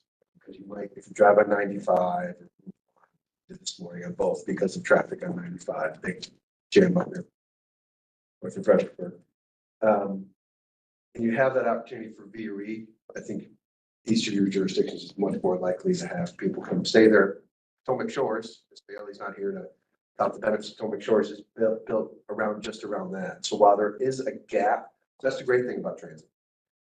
Thing that's not, that can be frustrating at times to and trying hard to explain to the people that don't do this either every month or every day like Rich and I do, and Nick does, is that you might not see that revenue come to the jurisdiction to make up for it, but I'm convinced that in total, it does come. I mean, economic studies often show that you provide more nighttime service, more weekend service, more options during the day, that you are going to rise that tide and gain more people in a sustainable manner to come to your jurisdiction. So I don't want that. I think we all inherently know that. I felt like it needed to be said as well. I think, again, that's been said on this board before. It hadn't been said during this, but Nick, you mentioned some of the key findings. Well, seems like it's driving a funding gap. I still think in total, this is very beneficial for jurisdictions, the region, and so on and so forth. And I think to that point, we are talking about this and describing it as an expansion of service, but it's really a transformation of the system from a rush hour commuter system to full service or close to full service rail line. And that presents enormous opportunities for all of our jurisdictions. And I think as we're talking about it with folks in Richmond and in our respective jurisdictions, I don't think we should use the term expanding service. This is transformational in a way that's going to have all the positive benefits that Mike talked about. And I think just on the funding piece, the first key finding in terms of additional dedicated operating funding streams, it is critical at this moment. And I try to do this every opportunity I have, that VRE be mentioned in the conversations around the need for dedicated funding for Metro. Because if we miss that train, which hopefully will leave the station at some point, that's, that is our vehicle. And obviously it's complicated in that Metro serves NBTC jurisdictions and VRE serves both. So that would have to be worked out. But if that is our best chance to secure additional dedicated operating funding for VRE. If we try to go it alone, it's going to be a much more difficult process. Kate. So Chair, if I could, so MBTC has done some economic impact analysis about the transit network, which includes VRE, and the value that that network brings to the Commonwealth of Virginia. And so what we found is because we have this incredible network, we can move so many people. The value of that is $1.5 billion a year in sales and income tax to the rest of the Commonwealth. So that's something that we've been using. We want VRE to be using that. This is a network conversation. Network also including OmniRide and all of our local buses as well as Metro. But there is an economic value, as Mr. McLaughlin is saying. And in this case, we focused on what's going to the rest of the Commonwealth, and that number is 1.5 billion a year. So I'm happy to, get that back out to you. We published that a couple months ago, but it's going to be obviously very relevant if we continue to talk about funding. Yeah, I just wanted to say something to your point of discussing this as a transformation, and I think that it would be very helpful for the board now and going forward to put more bones to that as we have these discussions, because it's a great point. And as we lay that out, it may also help us to be able to position ourselves better for attaining some of that funding that we need as well. We can clearly articulate this is where we're going with this. I already use, I rebranded VRE to my look. So I call it RRX Regional Rail Express. So that's basically a part of the rail network of the region. So that's how it works. And it's very important because it flows in also, I have to be very honest, also those parts of the region that are not served by WMATA, but yet they're served by something that connects with WMATA and creates all this value added that this was Heis just mentioned, right? So that puts us in the same boat and makes us, way more convincing with the conversations that we're having. Katie, I would love it if you could share that information with me and maybe the entire board. Okay, all right, let's go on to ridership. Very briefly touch on this because this is information you've largely seen before. But just as a reminder, when we did some analyses of where people could be coming from in a future 2030 or beyond VRE system, unfortunately for us, most of the trip making in our region occurs off of our corridor. However, we did identify certain origin destination pairs with very high trip demand in the kind of your plus 25 mile category. And those are the kinds of trips that commuter rail typically serves very well because the alternative is driving, and in a congested corridor, we can be very competitive. And then this is, excuse me for the animation here that was supposed to come out, but this is just a slight refinement of the weekday ridership forecast based on some of the refinements we made to the service alternative.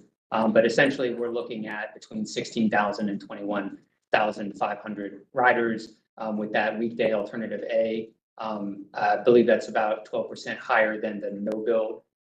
So there is a not insignificant ridership increase as a result of providing those additional more varied services throughout the time of day and day of week. This is also what we're looking at on Saturday with both the 6 round trip concept and the 13 round trip concept. Low, medium, high, that is assumptions of high or low is high telework, high is low telework. We have to make a range based on what we think people are going to be doing in the region. And then Sunday as well. I mentioned before we included some limited express service to the outer jurisdictions in this concept. And so the concept of express service, if you're not familiar with its benefits, you can attract additional riders by providing a faster trip, by marketing that as a viable alternative to driving or to existing alternatives in the corridor. But you do make a trade-off because it's express, so it's not going to stop at all stations. But we feel that on the whole, the express trains that we've proposed to be added in the schedule are done at strategic times of day where we already see demand from the outer jurisdictions. And so that could give us a slight bump in ridership per train. Yes. And just to clarify, when you say express service, you're able to do that because you're adding more trains, so you're not.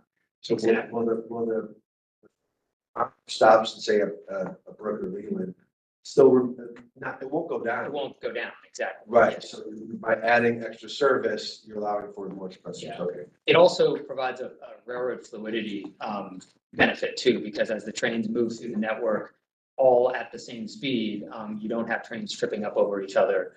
It's been done very successfully in larger systems, Metra, MTA, with certain zone expresses to get trains through congested areas and to their endpoints as quickly as possible. And you need that third track that's coming with the projects. Exactly. Arkandale's gonna be done Yeah. in the next year, which is gonna help a lot, and other projects can do like, okay.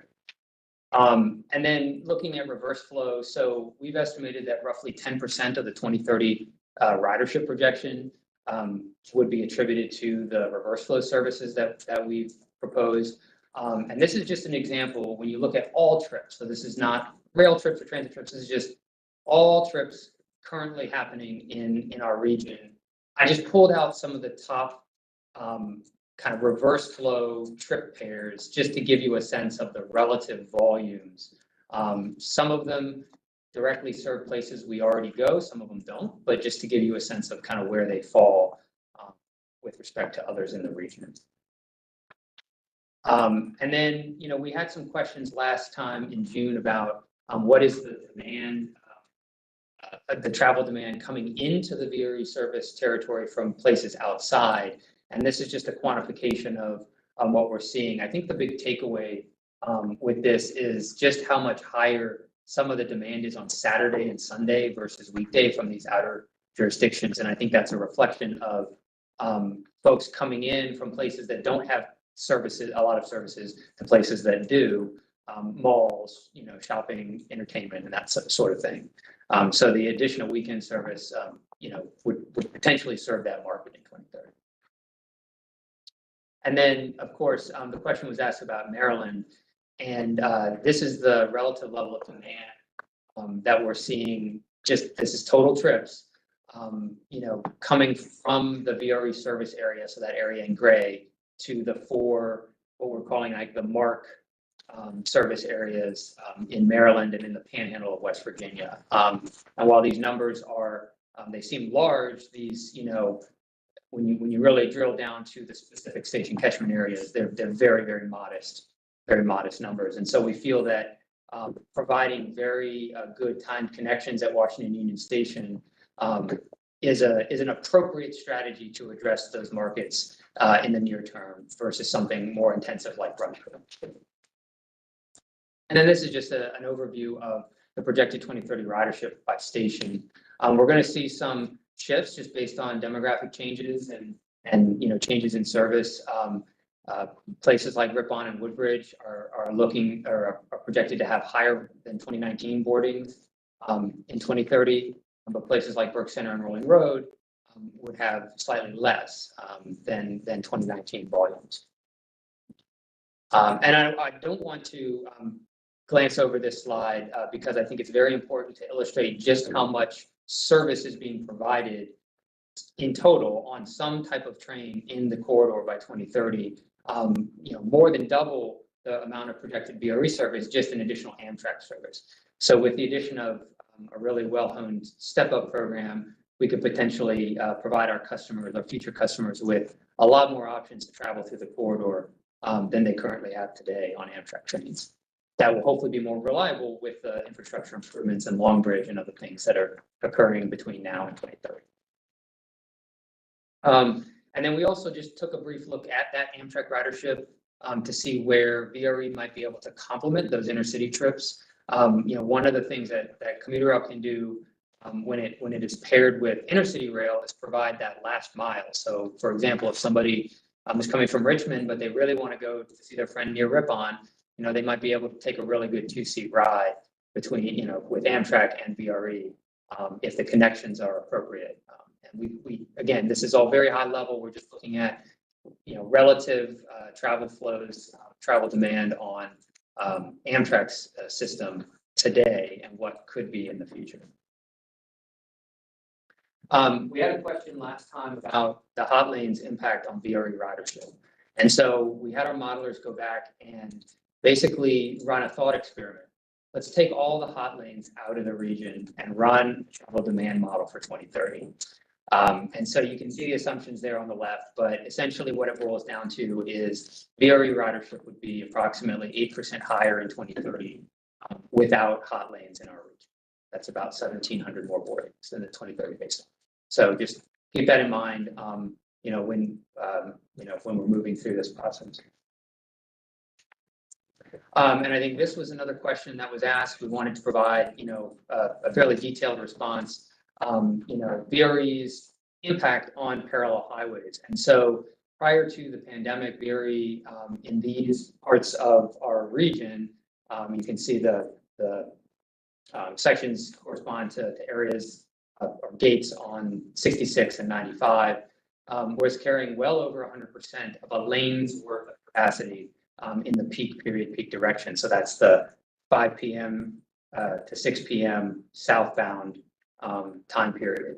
And so obviously with the pandemic and the decrease in ridership, that wasn't the case, but we're back up now to between 50 and 60% of a lane's worth of capacity. So not an insignificant benefit to our region in all these major congested places on our corridor. I believe the highest right now is 66 at 28, Evergreen 28, Sully Road. It's about 61% of a lane that VRE is carrying through that area. And this is the same information, just in tabular form, if that resonates more. So at the tail end of the presentation here, just looking ahead to 2050. So back in, I believe it was October of 2022, we presented you with a draft vision and goals for the plan. And I just wanted to remind everyone that everything that we're doing, all the service concepts that we're looking at, the decisions that we're making, is aligning with this vision that VRE is going to grow to serve the region as a transportation service of choice. And so in addition to the vision, these are things that you've seen before a couple of times. We just want to underscore that safety and reliability is always going to be the #1 goal, followed closely by these other 3 goals here. And I think, the second one, market growth and financial stability, we're going to need to find a way to do those in tandem because they have to happen, together. And just some of the additional considerations that we're going to be looking at as staff internally between now and when we come back to you for with a draft plan for adoption. In the interest of time, we don't need to get into all of these, but just rest assured that we're going to be looking at specific infrastructure, land use considerations, as well as funding and cost considerations as we develop a 2050 vision and present that to you back hopefully in the late winter of next year. So when we come back to you in February is kind of our working assumption here. We are going to take 4 2050 alternatives, and as an internal staff through an operations planning work group process, we're going to narrow that down to 1 service plan vision. And so it might not look exactly like you see here, but really the takeaway from this slide is that we're looking at alternatives that are incrementally more intense in terms of service provided than the former. So 2 is more than 1, 3 is more than 2, 4 is more than 3. And we'll discuss internally based on projected revenues, projected costs, rolling stock, everything, what is most appropriate to bring back to this body in the draft plan. And we will also bring an implementation strategy that will help us get from the 2030 alternative to the 2050 alternative. And I won't spend too much time on these scenarios, but this just basically gives a brief overview of the major attributes of each of the scenarios. Really, a lot of this stuff is going to be subject to change. What we would present to you all in for the 2050 scenarios are something a little softer, more vision oriented, and something that we presented to you back in June, which was more specific service, when the trains would run, how many of them, and that kind of thing. So be on the lookout for that, and we're happy to provide additional information in the interim as necessary. But that is essentially the presentation I have come to give you today. I'm happy to take any additional questions. If not, thank you for your time. Okay, great job, Mr. Karantonis. Just a general question, and feel free not to answer that. I mean, I'm very interested in one aspect, is the impact of fare structure and, my passenger mile cost, comparable cost in anything we project. So that for me is a significant part of the conversation. And we see that already with our budget discussion this year, when we are trying to literally make it easier for people and cheaper for people to ride. And that could change and impact here. And for me, this is an important aspect that I think that should flow into this thinking. That takes Just that, it's as a footnote. Right, Ms. Bagley? I'm curious, I wasn't sure where to drop this question, so I just held it to the end. To the extent we're seeing growth in the bikes on trains and in the building out in all of our local jurisdictions of sort of getting to stations on bikes. That's part A of the question. And then B, this sort of transformative concept, envisioning more children on trains, envisioning, more seniors, envisioning someone who is less obviously, a working age commuter. I'm just curious, like, does that fit in somewhere in our 2050 planning in terms of like the stock that we buy, how we imagine number of people we can fit in a car, any modifications to the station, just because as our customer changes and as what they're bringing on physically, strollers and bikes and wheelchairs, walkers, what impacts, if any, that might have on the infrastructure we purchase or the amenities we provide at our stations in our visioning. Yeah, I think that's a good question. I could just jump in real quick. So, and Nick mentioned before, you guys know, we have, 21 new rail cars on order. We had already envisioned that before. So those new rail cars are level boarding. Right? And I don't mean to confuse that with high level. They're level boarding to the heights of the platforms that are on. You can just, instead of taking the steps up, you can do that. The restrooms are designed to be a little more parent friendly, so the changing tables, that type of stuff. So we're already headed down that path. I'm not saying that we can't do more, but just want to give you an example. We were thinking of this or planning this several years. Yeah, that's great. And I just think to the extent you're refining that vision, and I really liked whichever slide it was that sort of broke down the people impacts and the financial impacts. It'd be nice to see that incorporated. Yeah, We have specific parking spots for bicycles. Yeah, and one thing I did not mention in the Constas discussion was those additional 47 rail cars. That's within the bounds of an existing option agreement that we have with Alstom.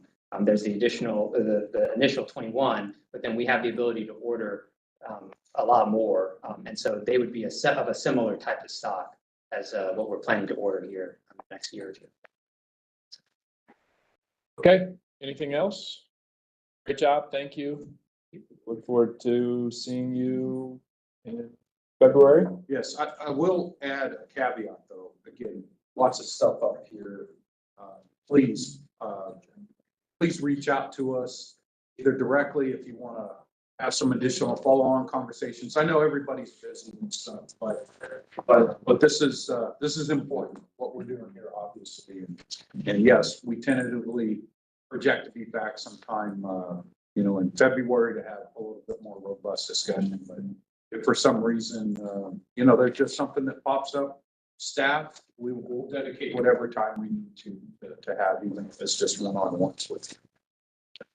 Okay, next is our spending authority report. Thank you, Mr. Chair. The spending authority report's here. If you've had a chance to look at it, if you have any questions, again, just some blanket purchase orders and some task orders through the month of September, all within my delegated authority. That's it, Mr. Chair. Okay, that takes us to Operation Board Members time, and I'll start this month. Just one thing I want to note, in January, we talked about a couple of goals for the year to conduct a 360 review of Rich, which is something we've talked about at least since I've been on the operations board, and that process is moving forward. The leadership of Ms. Bailey from our CEO Evaluation Committee. We also talked in January about establishing a policy to regularize the 360 reviews and a timeline to do that. And Rich and Ms. Bailey and I have had some conversations around that. And my hope is that at our November board meeting, we'll have a draft resolution for the operations board to consider and discuss. We're kind of around the 3-year timeframe, which seems to be something close to a standard, but we can have a board discussion of that and hopefully adopt that policy. My hope would be before the end of the year in December. So just wanted to put that on everyone's radar. And just as a reminder, Finance Committee will meet right here as soon as we wrap up. Yeah, I just wanted to say great job on the 2050 presentation.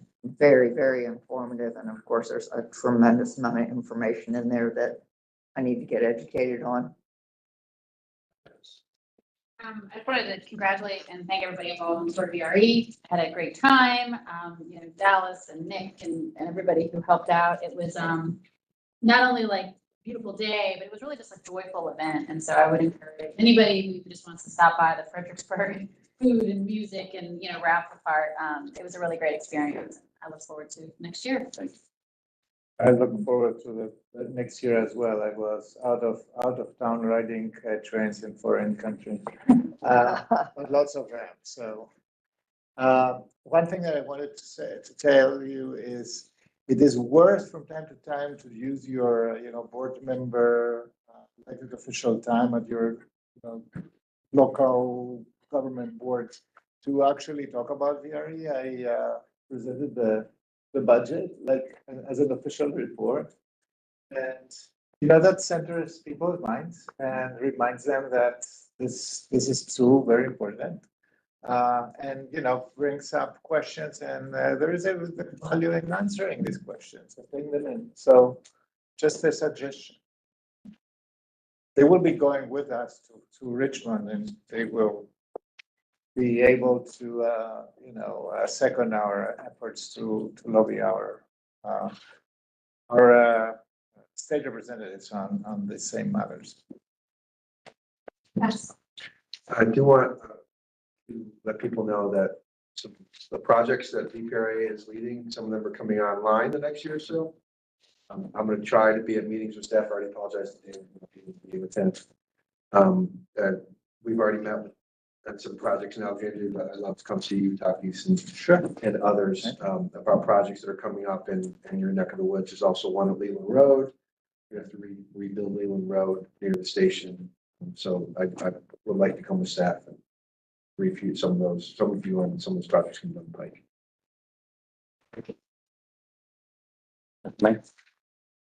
Just a reminder again, December 1st, the legislative forum in Arlington. We'll make sure you get information out on that. Biggest part in town. I enjoyed the about the VRE ride so I could not make it this year, but I will make it next year. But we do have the tour to Mount Vernon. Tomorrow morning, we have over 500 riders signed up to ride the Parkway, which is Mount Vernon State to the edge of Alexandria. And welcome. It's not too late to come and have a great ride. And hopefully the weather will be very cooperative. Yes, I know. Yeah, it's great.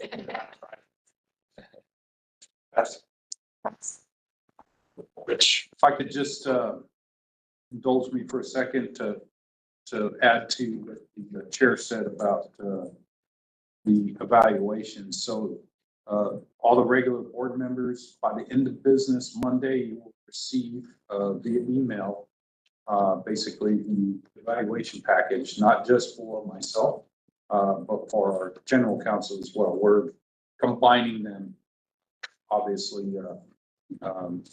They have we made some modifications. We had some change in personnel this year. So we're combining them, at least the process to get both of us evaluated. And so you'll have this in your email. We'll send it out Monday by the end of business. Ask that you have those evaluations back, I believe a week later, October 31st, with the idea that then the committee will meet once the team has consolidated those, summarized. They'll meet prior to the November meeting with the idea that the results of all of that will be presented in a closed session to the operations board in November. Great. All right, we're adjourned. Thank you, everyone. 10 minutes for the finance committee. Thank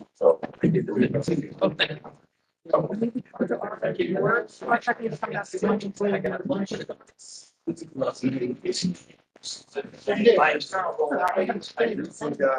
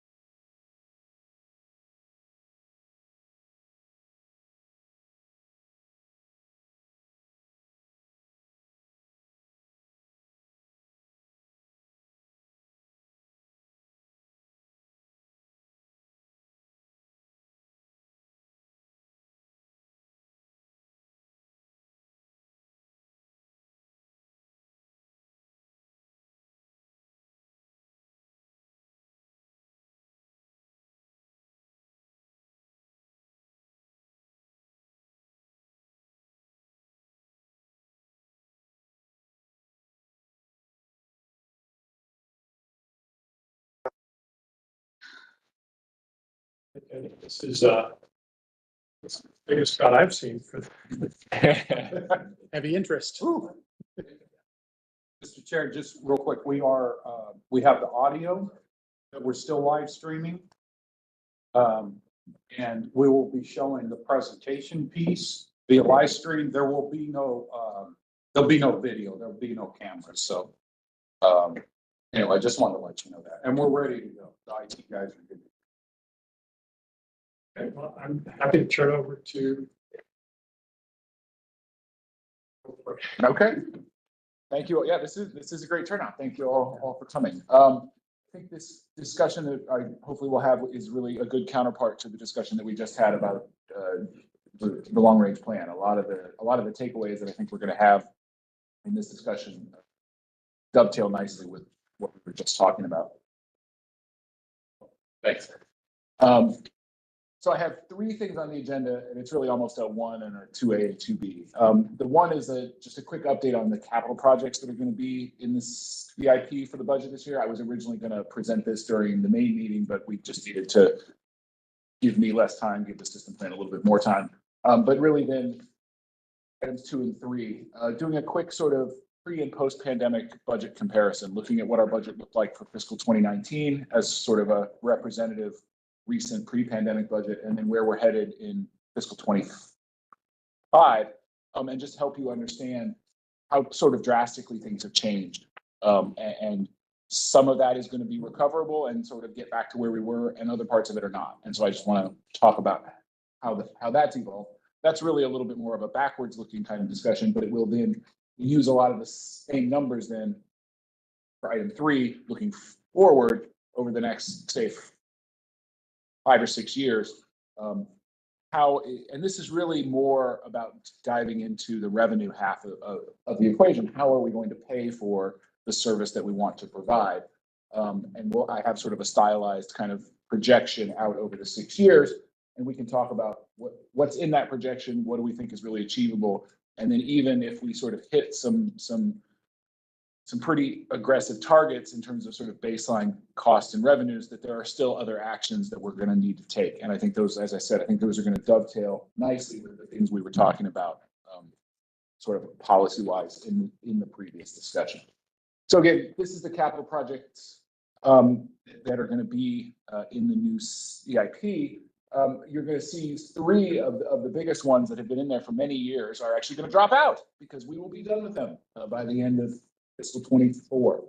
The Lou facility, obviously, we had the opening at the very end of 23. We opened it for revenue service just in July.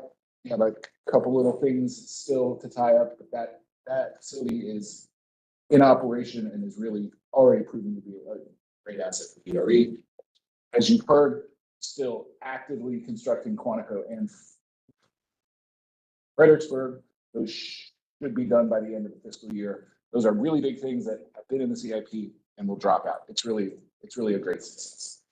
2 big projects that still right now are under construction and will still be under construction in next year. One is the Manassas Park parking garage. These are live pictures taken right off of the video screen that we have online. And then, of course, as we were just discussing, the 21 new rail cars that we have. Projects that as of sort of today, October 2023, are still actively in design. Some of these, by the time we get to fiscal 25, hopefully will be in construction. But these are our major station improvements at Alexandria, at Crystal City, and at Franconia Springfield.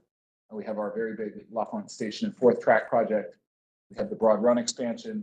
We also have Crossroads Yard. We have both a short-term expansion in terms of adding more employee parking, and then the bigger long-term expansion to hold the new rail cars.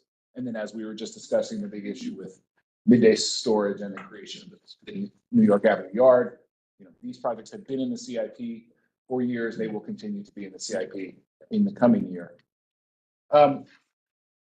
Then projects that are not sort of actively being worked on at the moment, a lot of either because priorities had changed because of TRV, or just sort of resources and just waiting to get them done. One of those is the Manassas station on the Manassas line, the Brooklyn Leland stations on the Fredericksburg line, and the Leland Road parking. Those being part of our smart scale project down there for the expansion of capacity on the Fredericksburg line. Two others there that I list as sort of future, both Ripon and Woodbridge, had been higher priority projects prior to TRV. They are still projects that we anticipate doing work at those stations. Just the timing and the exact scope of what we're going to do there, not quite known. So they will be in the CIP, but they will be more towards the end of the CIP and maybe still a little bit uncertain. And then there's a whole list of things over here on the right that I don't want us to leave out, but they don't always fit in kind of the classic, well-defined capital project. One of those obviously is Potomac Shores, very important to VRE, but not being delivered by VRE. Our EAM and FAM programs, important ways that we use the money that we get from the FTA, the state repair money. We obviously are constantly improving the fare collections system and the IT networks that we rely on. Washington Union Terminal, for those of you who have been around for a while, know that we have been sort of putting aside the FTA money that we get to assist in Amtrak-led major projects there at the terminal. We've run into some challenges with sort of color of money issues because Amtrak has gone out and gotten federal money, and then we've not been able to use the federal money. Rich was talking about Track 22. We managed to cut that Gordian knot, but there still are a number of other large projects there that we need to work with Amtrak on. We need to come to a way to move ahead with those. And then as Nick was also talking about, we have last year, I think for the first time, we sort of programmed further out in the CIP expansion of the rolling stock, not yet paid for. So we need to continue to look at how we might pay for that expansion. So as I mentioned during the update, we're still working with Dallas and all of his PMs, trying to get the latest scope, schedule, budget tied down. We will put those into the CIP, and we look forward to reporting back on sort of how the whole CIP looks at the meeting next month. So I'll just pause there for a second.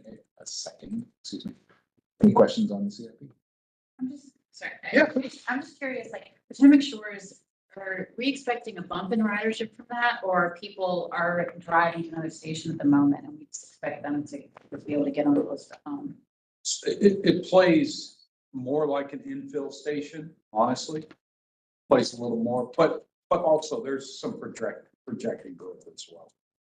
Okay. Particularly now because of the higher restrictions on getting on Marine Corps base Quantico. In the last 3 years, we expect now more people probably, instead of riding from Quantico, riding from Potomac. Cool. So let's just jump right in and look at some numbers here. And I'm gonna go through and I have a little bit of information on here so we can sort of go through and highlight these. This is the FY 2019. This is actually the budget, not the actual, but the actuals turned out relatively close to the budget. We had a little less fare revenue than we projected, but we also had a little less expense than we projected. So things were pretty close. Comparing it to the preliminary budget that we provided to you all last month for fiscal 25. So if we look at the total operating expenses, about a 30% increase in total, again, over that 6-year period, not including that 106 number, includes the new Saturday service that we're proposing. If you were to take that out, you'd be looking at about a 4% increase in operating expenses year over year during that period. So nothing that really sort of crazily jumps out at you there. Revenue from passengers has dropped almost in half. Not surprising, given where we know that we are in terms of recovery after the pandemic. Not much to say in terms of interest and things like that. State operating assistance. So at the time in 2019, we were still in we get operating assistance and we get capital match as two distinct things. So we budgeted a little under $10 million that year. This year, as you know, we're projecting to get $16 million in total from the MTF, but that has to go for both operations and capital. We're right now projecting to split that about even 8 and 8 roughly, with eight going into the operating budget. So that is a reduction relative to where we were in terms of the amount that we're projecting to put into the operating budget coming directly from the state. The access fee reimbursements, those have grown roughly in line with our total operating expenses because our the access fees are a big portion of what we do have to pay in terms of the operating expenses. So that having those be in line is what you would expect. So this is the jurisdictional contribution. And again, this is not the total amount that the jurisdictions pay. This is the portion of it that we are dedicating to the operating budget. And this is almost unchanged. And again, that isn't surprising. We're projecting to get back to 18.3 as the total jurisdictional contribution for fiscal 25. Obviously, that's still an open question, but that is the staff recommendation. And back in 2019, we were at about 17.8 or 9 or so. And so we're even though 6 years have passed, we're still projecting to put the same amount of local contribution into the budget, into the operating budget. And then, of course, I don't think I have it highlighted. We didn't have any pandemic relief in fiscal 19. And so that big drop in revenue and a portion of that increase in expense obviously is being covered by the pandemic relief money. And then tied into the fair revenue, we budgeted about 4.7 million riders in 2019. I think we actually ended up with about 4.5, a little bit below that. And right now, we're budgeting a little bit over 2 million riders for fiscal 25. So again, dropped by almost a half. And this is something, and so just to give you a couple of the ratios, and this is, I know, something that Mr. Stork has been asking to see a couple different times. In terms of how much our passengers paying for their trip, you see, this is right in line with the numbers that we've been talking about over the past few years. Close to $9 a trip back in 2019, and through a combination of a couple of increases to the fares, some changes in the patterns of people riding, more recovery of those longer trips like we've talked about from like Stafford and Spotsy. The average passenger revenue per trip is projected to increase to about 10, a bit over 10.50. So an 18% increase over the period. Very much sort of what you would expect. Yes, sir. That includes our fare-free periods and all that. That's or is that just that's just specifically what they're paying? We're not, this is 2019, and in these periods, we don't have anything from the fare-free. If you were to look at our actuals like from last year, it definitely dipped because of that month, that fare-free month. But then if you're looking at what are the jurisdictions contributing on a per trip basis, and I think this is something that Ms. Pomke had raised, it was about $270 per trip back in 2019, and it's getting close to $6 a trip in terms of the budget that we're projecting for next year. So I would just, I think that the lessons here are pretty clear, but I just would like to open it up to a discussion. Again, this is all a little bit sort of backwards looking. This is how we were and how we are projecting to be for next year. And then what I want to transition to is looking a little bit more than next year, look out to 2030 and say, where do we think we're going? But I'll pause here. Questions? Okay. So this is the same slide that we had used in the previous presentation, just at a very high level, reminding us all in terms of the 3 tranches of the pandemic relief money. We've used up all the CARES money. That's the sort of blue on the left there. We are in the middle of drawing down on the rescue plan money. And then once that is exhausted, then we have all of the CRISA money remaining. And so those bright sort of orangey boxes don't project anything in terms of like exactly what would the spend down rates be on that money. And so that's what we wanted to dig into a little more this time. Brad? Yeah. Just so I'm understanding. Yeah, please. The yellow boxes, orange yellow boxes, the total is 140-ish. No, I'm sorry, 95-ish. 95-ish? Yeah. So that's our post FY25 Correct. money that's Correct. runway for future years. Got it. Okay. Yes, because, I'm sorry. After if you look at the bottom line there, where we're sort of tracking the remaining pandemic money, if you take the 102, that's how much, at this moment, we have sort of projected for after fiscal 25. Got it. Okay. Does that make sense? Yes. Yes, okay. Yes, So your math is good. At our current rate of spending that, we're looking at 3-ish years. Yeah, if I could walk through it, I think we'll hit exactly, because this is a very stylized kind of projection. I don't want to say that this is what it's going to look like in the adopted budget, but I think for our talking purposes here, I think it's very helpful. So what I'm projecting here, starting at 106 and growing to 123, is only a 3% increase in expenses annually over this period. So this would be lower than our historical 4% growth. So by the time you get out to fiscal 30, if we were growing at 4%, that number would be closer to 129 or $130 million. So the power of compound interest, as we all know, adds up pretty quickly here. So I am intentionally showing here a growth that's a little bit less than what our historic rate has been, 3% versus the 4%. For fair revenue here, I'm showing a very, I don't want to call it optimistic, but this shows us getting back to close to the fare box recovery ratio that we had and that we were mandated for the pandemic. So if you look at, you've got fair revenue of 60 million by the time you get to the end versus total operating expenses of 123. That's just shy of the 50% level. So this would mean both significant growth in ridership and consistent increases in the level of the fare. And again, this is all just sort of illustrative. Mr. Bagley had asked about the growth in the MTF.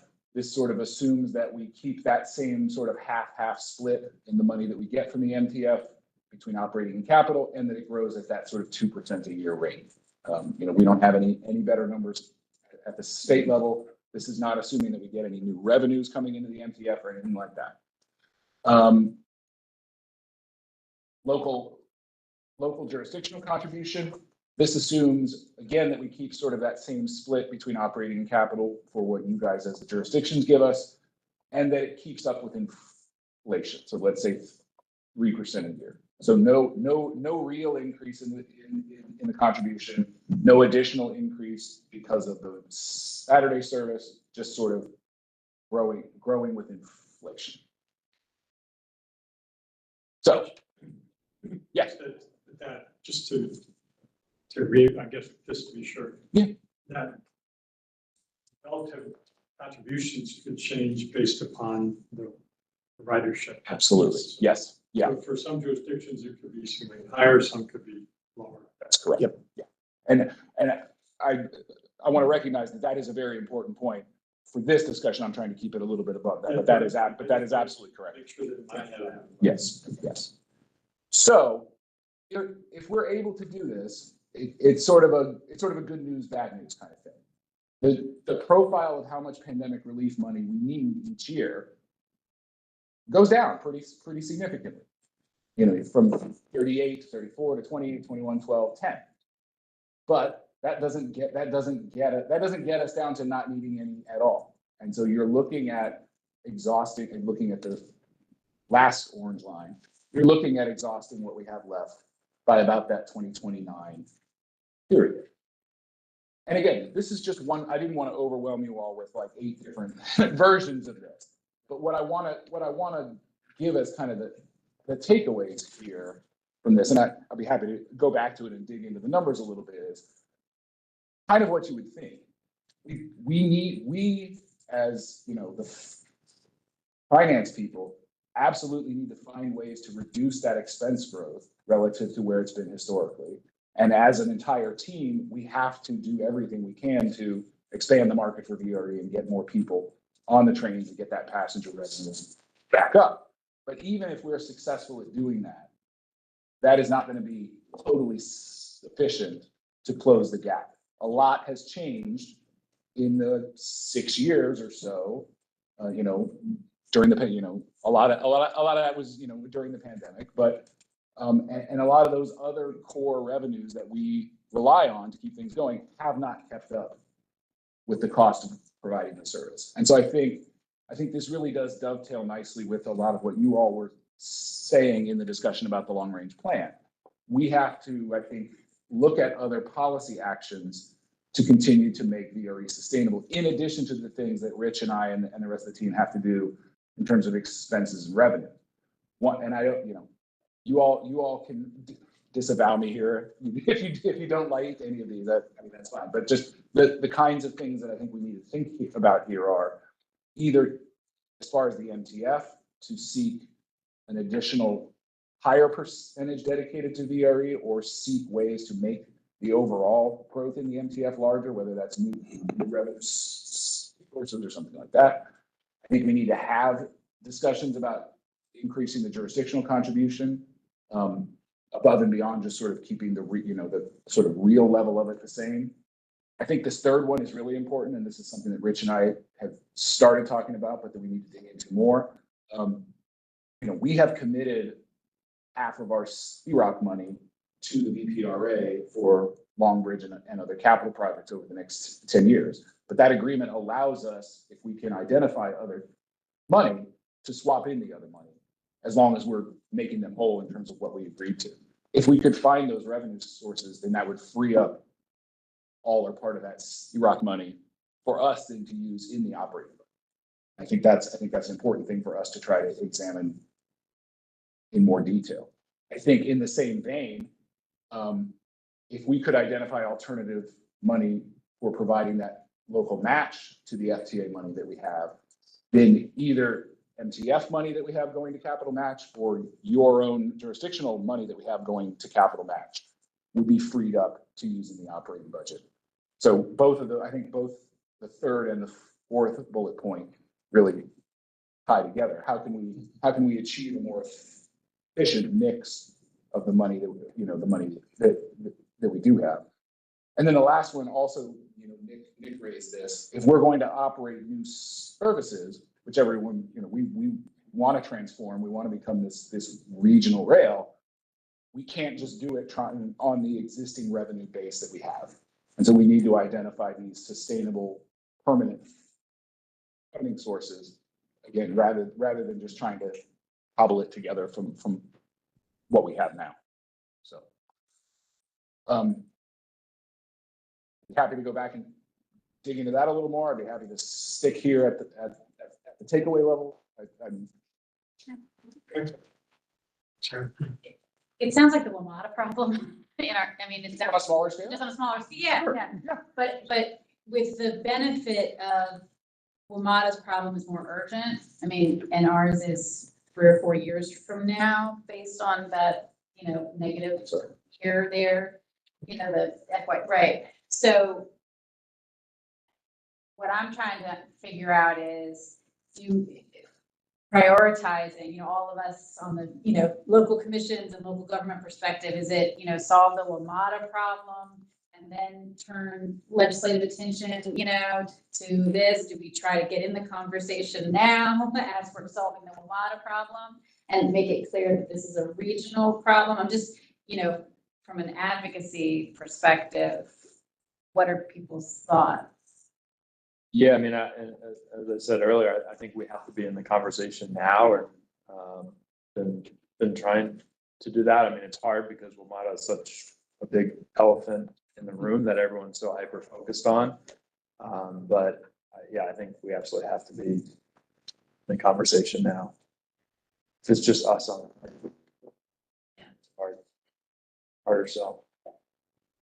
We just need like a tiny piece of, what WMATA is looking for. I'm gonna have to add a little bit in as several of you, of course, NBTC has really been diving into revenues, but one of the things we've been very sensitive in our legislative agenda, et cetera, is these are revenues that could be used for anything.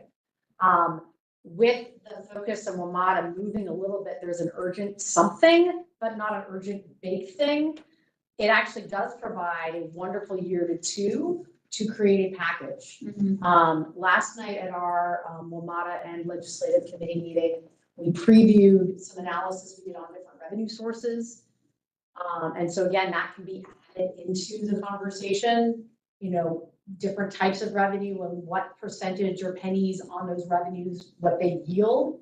And so that's definitely something that can be brought into the bigger conversation. It is easier to talk about more holistically than solving for an individual transit system. I have one question. Sorry. So kind of goes back to our board meeting. I guess the right word is concern. I'm a little concerned about our C-Rock, with that being up there, and you had it on your legislative sheet. I feel like we really need to tie that down so that that doesn't impact our debt service long term. I mean, I'm kind of worried that that's a part of the bigger conversation there.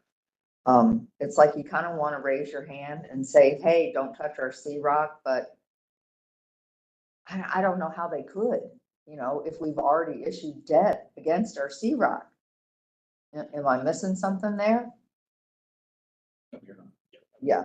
We think that's our, if somebody brought that up, we would say, look, Right. this is the revenue source for the bonds that we've already floated. You're talking about us not being able to. Right, where we would be in default.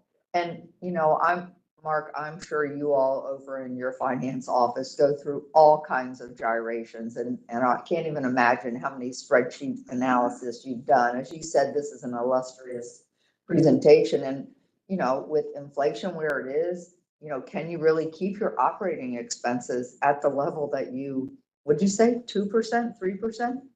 It's been historically at 4. I'm modeling it at 3 just to show that even that's important, but doesn't do the whole thing.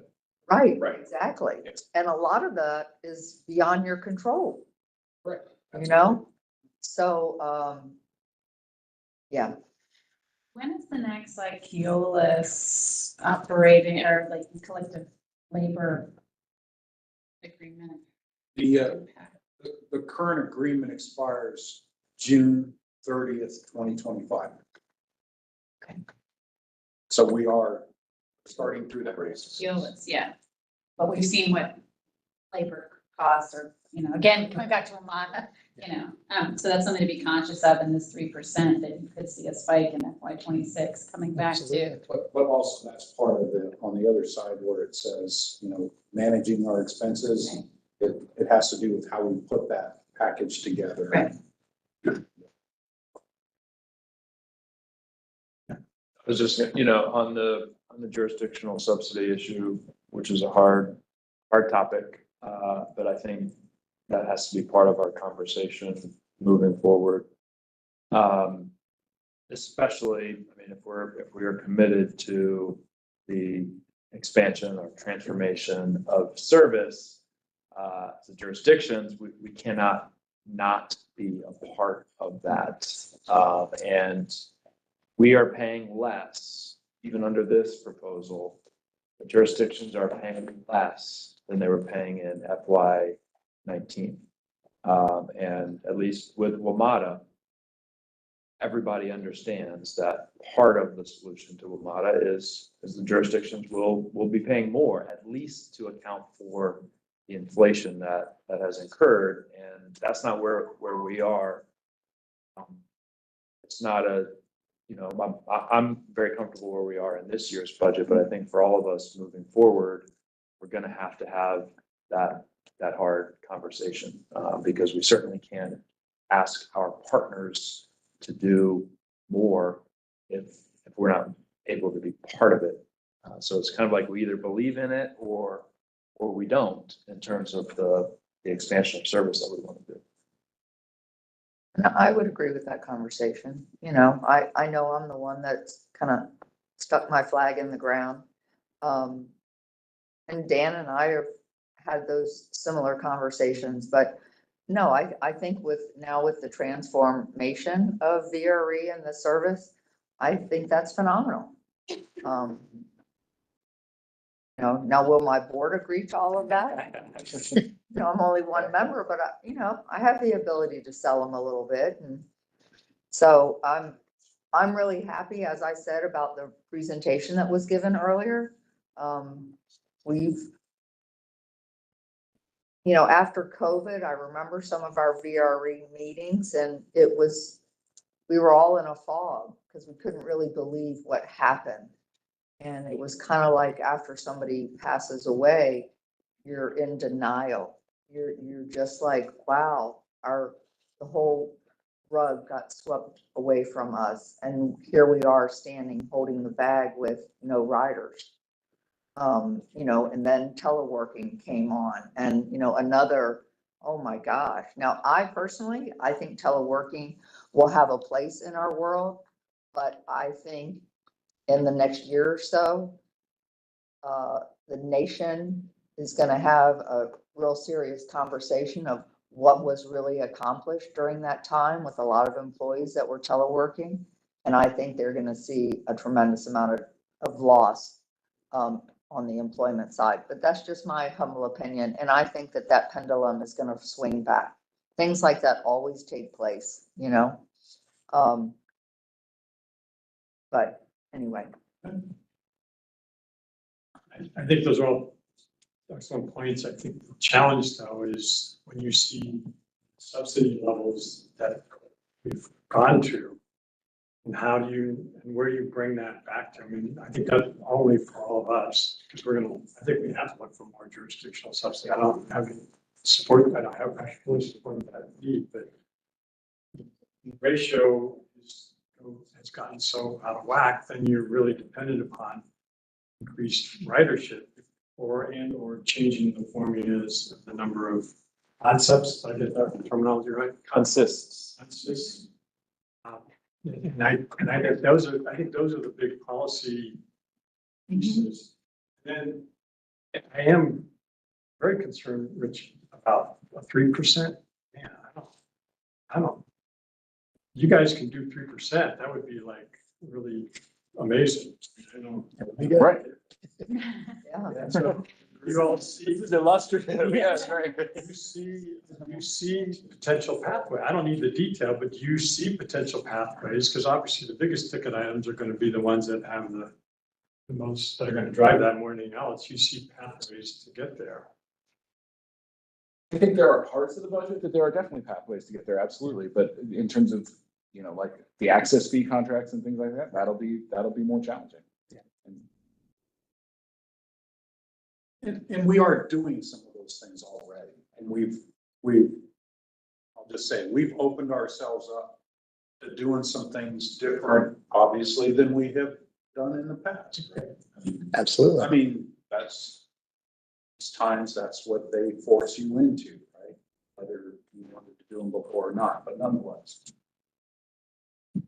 I personally like the way this is modeled because this is, you're right, this is aggressive, but if we don't put something out there that says, you know, kind of puts a sense of reality here, you know, that if nothing else, this version here gives our staff internally something to really strive for. What do you see are the steps that would give you confidence that you could achieve, given this illustrative projection? Or what are the benchmarks that you're looking for that would give you a sense that you're heading in the right direction? Likely to achieve something that as good as that or better. Well, if I may, let me just, something that we did earlier this year. One thing that we previously did not do is look as far out as we have now on our forward-looking fuel contracts, right? We were only going sort of months or even a quarter at a time, right? So we expanded that. In fact, the current fiscal year we're in, you know, we frankly reduced what our budgeted on a per gallon standpoint. We reduced that. Again, we don't purchase all of our fuel on forward-looking contracts. We only do a portion of it. But by going ahead and entering into longer-term contracts, in other words, for the entire fiscal year instead of quarter by quarter, we were able to capture that. So again, that might not be, you know, we'll find out if that was a savings or not, but that at least minimizes the volatility in that expense category. So again, it's more of that type of thinking, expand beyond what we're doing. One of the other things that as Mark mentioned, I mean, we are locked into some degree with our access agreements, but that doesn't mean that that's off the table. We have an opportunity here. It's going to be like 2 years from now, but we do have an opportunity to go back, particularly on the CSX agreement, and effectively renegotiate that or look at those cost components. And that's something that on the onset we agreed to with VPRA to look at that. There may be a slightly different cost structure for us than the traditional cost structure we have today. So there's things like that are near term. And then I can just keep going down and down and down. I mean, those are the larger things, but we're looking at the smaller things as well that just kind of nip at our heels that will effectively, pay off over multiple fiscal years and not just necessarily a fiscal year. It's actually, the way that we are currently using some of our federal formula funds, right? That's another thing that we're looking at, that there's some opportunity where we, where there could be a true reduction in operating expenses, and utilizing federal formula funds more expansively, if you will, to help reduce that, but at the same time, not deferring anything, right? Because that's the other thing we don't want to do. Definitely don't want to sacrifice safety for anything that we do, and we want to, obviously maintain our assets. So anyway, so I just give you that as sort of the mentality, the thinking thing now. And frankly, our team, our staff, I mean, this is really our second budget cycle where we've really, intensified this, if you will, and they're coming up with some pretty creative ways too, honestly. So that's very encouraging. Does that help? I was thinking like the elimination of paper tickets, and it's a small thing. We were thinking about that. Oh, now you're talking. All right, no, is it, You get us all excited. No, that's. I mean, it's small, I get it. No, but it has tentacles out into the whole budget in terms of the staffing that we have to pay to Scheidenbachman to get out there and do, troubleshooting in terms of actually buying the stock, in terms of commissions. It's that's exactly.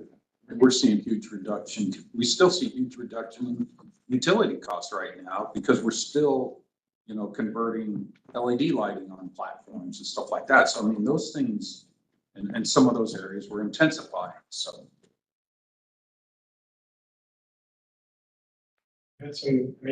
One of the things that'll be fascinating is the next couple of years. I'm going to defer to James a little bit, but I know Chairman Bull, spent her life VRE in Richmond, and I'm sure there were key moments in that over that period of time that were revolutionary in terms of decisions that were made, and I can clearly see where we are in the next year or two. We're making some big bets on whatever the future may be, and I know they're not going to be easy ones. And there's probably not even necessarily a right or wrong, but we're still making commitments to what this future should be and how much we're willing to invest in the risks that we're going to take in those investments. That's right. So as, I listened at the transportation meeting to the Ramada conversation. Do you believe with the information you have right now that is going to be solved by this next General Assembly session? Or is that going to be a 3-year, 4-year? I mean, the new CEO, he was impressive. He's done a lot in a very short period of time. And that's just somebody listening to his presentation. What do you think is the time period for? So if you asked me 4 months ago, there was an urgency to try and do something this new General Assembly session. I think there's a recognition. And so the budget development process he's in right now is looking for some 1 or 2 year Band-Aids, But the big ask will need to occur in the next 2 years. So the new ask being new revenue. Yeah. Right. Right. Absolutely. Next. And that's where there's an opportunity, if the region decides to do it, is to do something that's beyond just Lamont. Or the state decides to do it, for that matter. That's why, I think VRE has a huge stake in solution to metro funding not being just an NBTC jurisdiction solution, right? Not just taxing ourselves in the NBTC jurisdictions, because then it complicates whether VRE is part of that or not, in other transit systems across the Commonwealth. But obviously that's a hard conversation. Sure. Well, and then you compound that with the new JLARC study that came out on K through 12 funding. And, it's, we've got some big conversations, and as you all from Fairfax know, you are a payor into the system. Big payer into the system. What? It's a big payer. Oh, absolutely. There's a lot of, I have a discussion locally all the time, and some of my state representatives don't particularly care for that, and that, in my mind, has to, somewhere or other, there has to be a fair balance to that. So, not just us, I know Northern Virginia. But we also recognize that we're trying to create not only 2050, 2080, right? So I think those are some of the issues that we're trying to wrestle with right now is what should a VRE or RRE or, whatever whatever it is creating, because train tracks in essence have been mostly bought. I know we're still have some issues with that, but so now what do you do with them? How do you keep creating the efficiencies and the long-term opportunities that I think are essential, regardless of how much is done remotely or in person.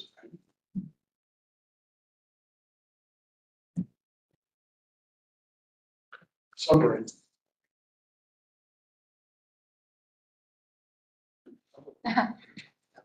Well done. Well, I don't know if I really appreciate the feedback. Thank you.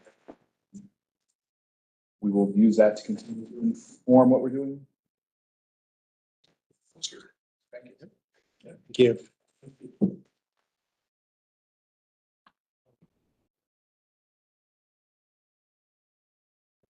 Mr. Chair, we have some folks that worked on setting our weather up for us last Friday. Trying to push some positive mental attitude or positive energy. Thanks, John. I think really hopeful. Maybe. Thank you. It's, John, it'll be over in a moment. I haven't looked at it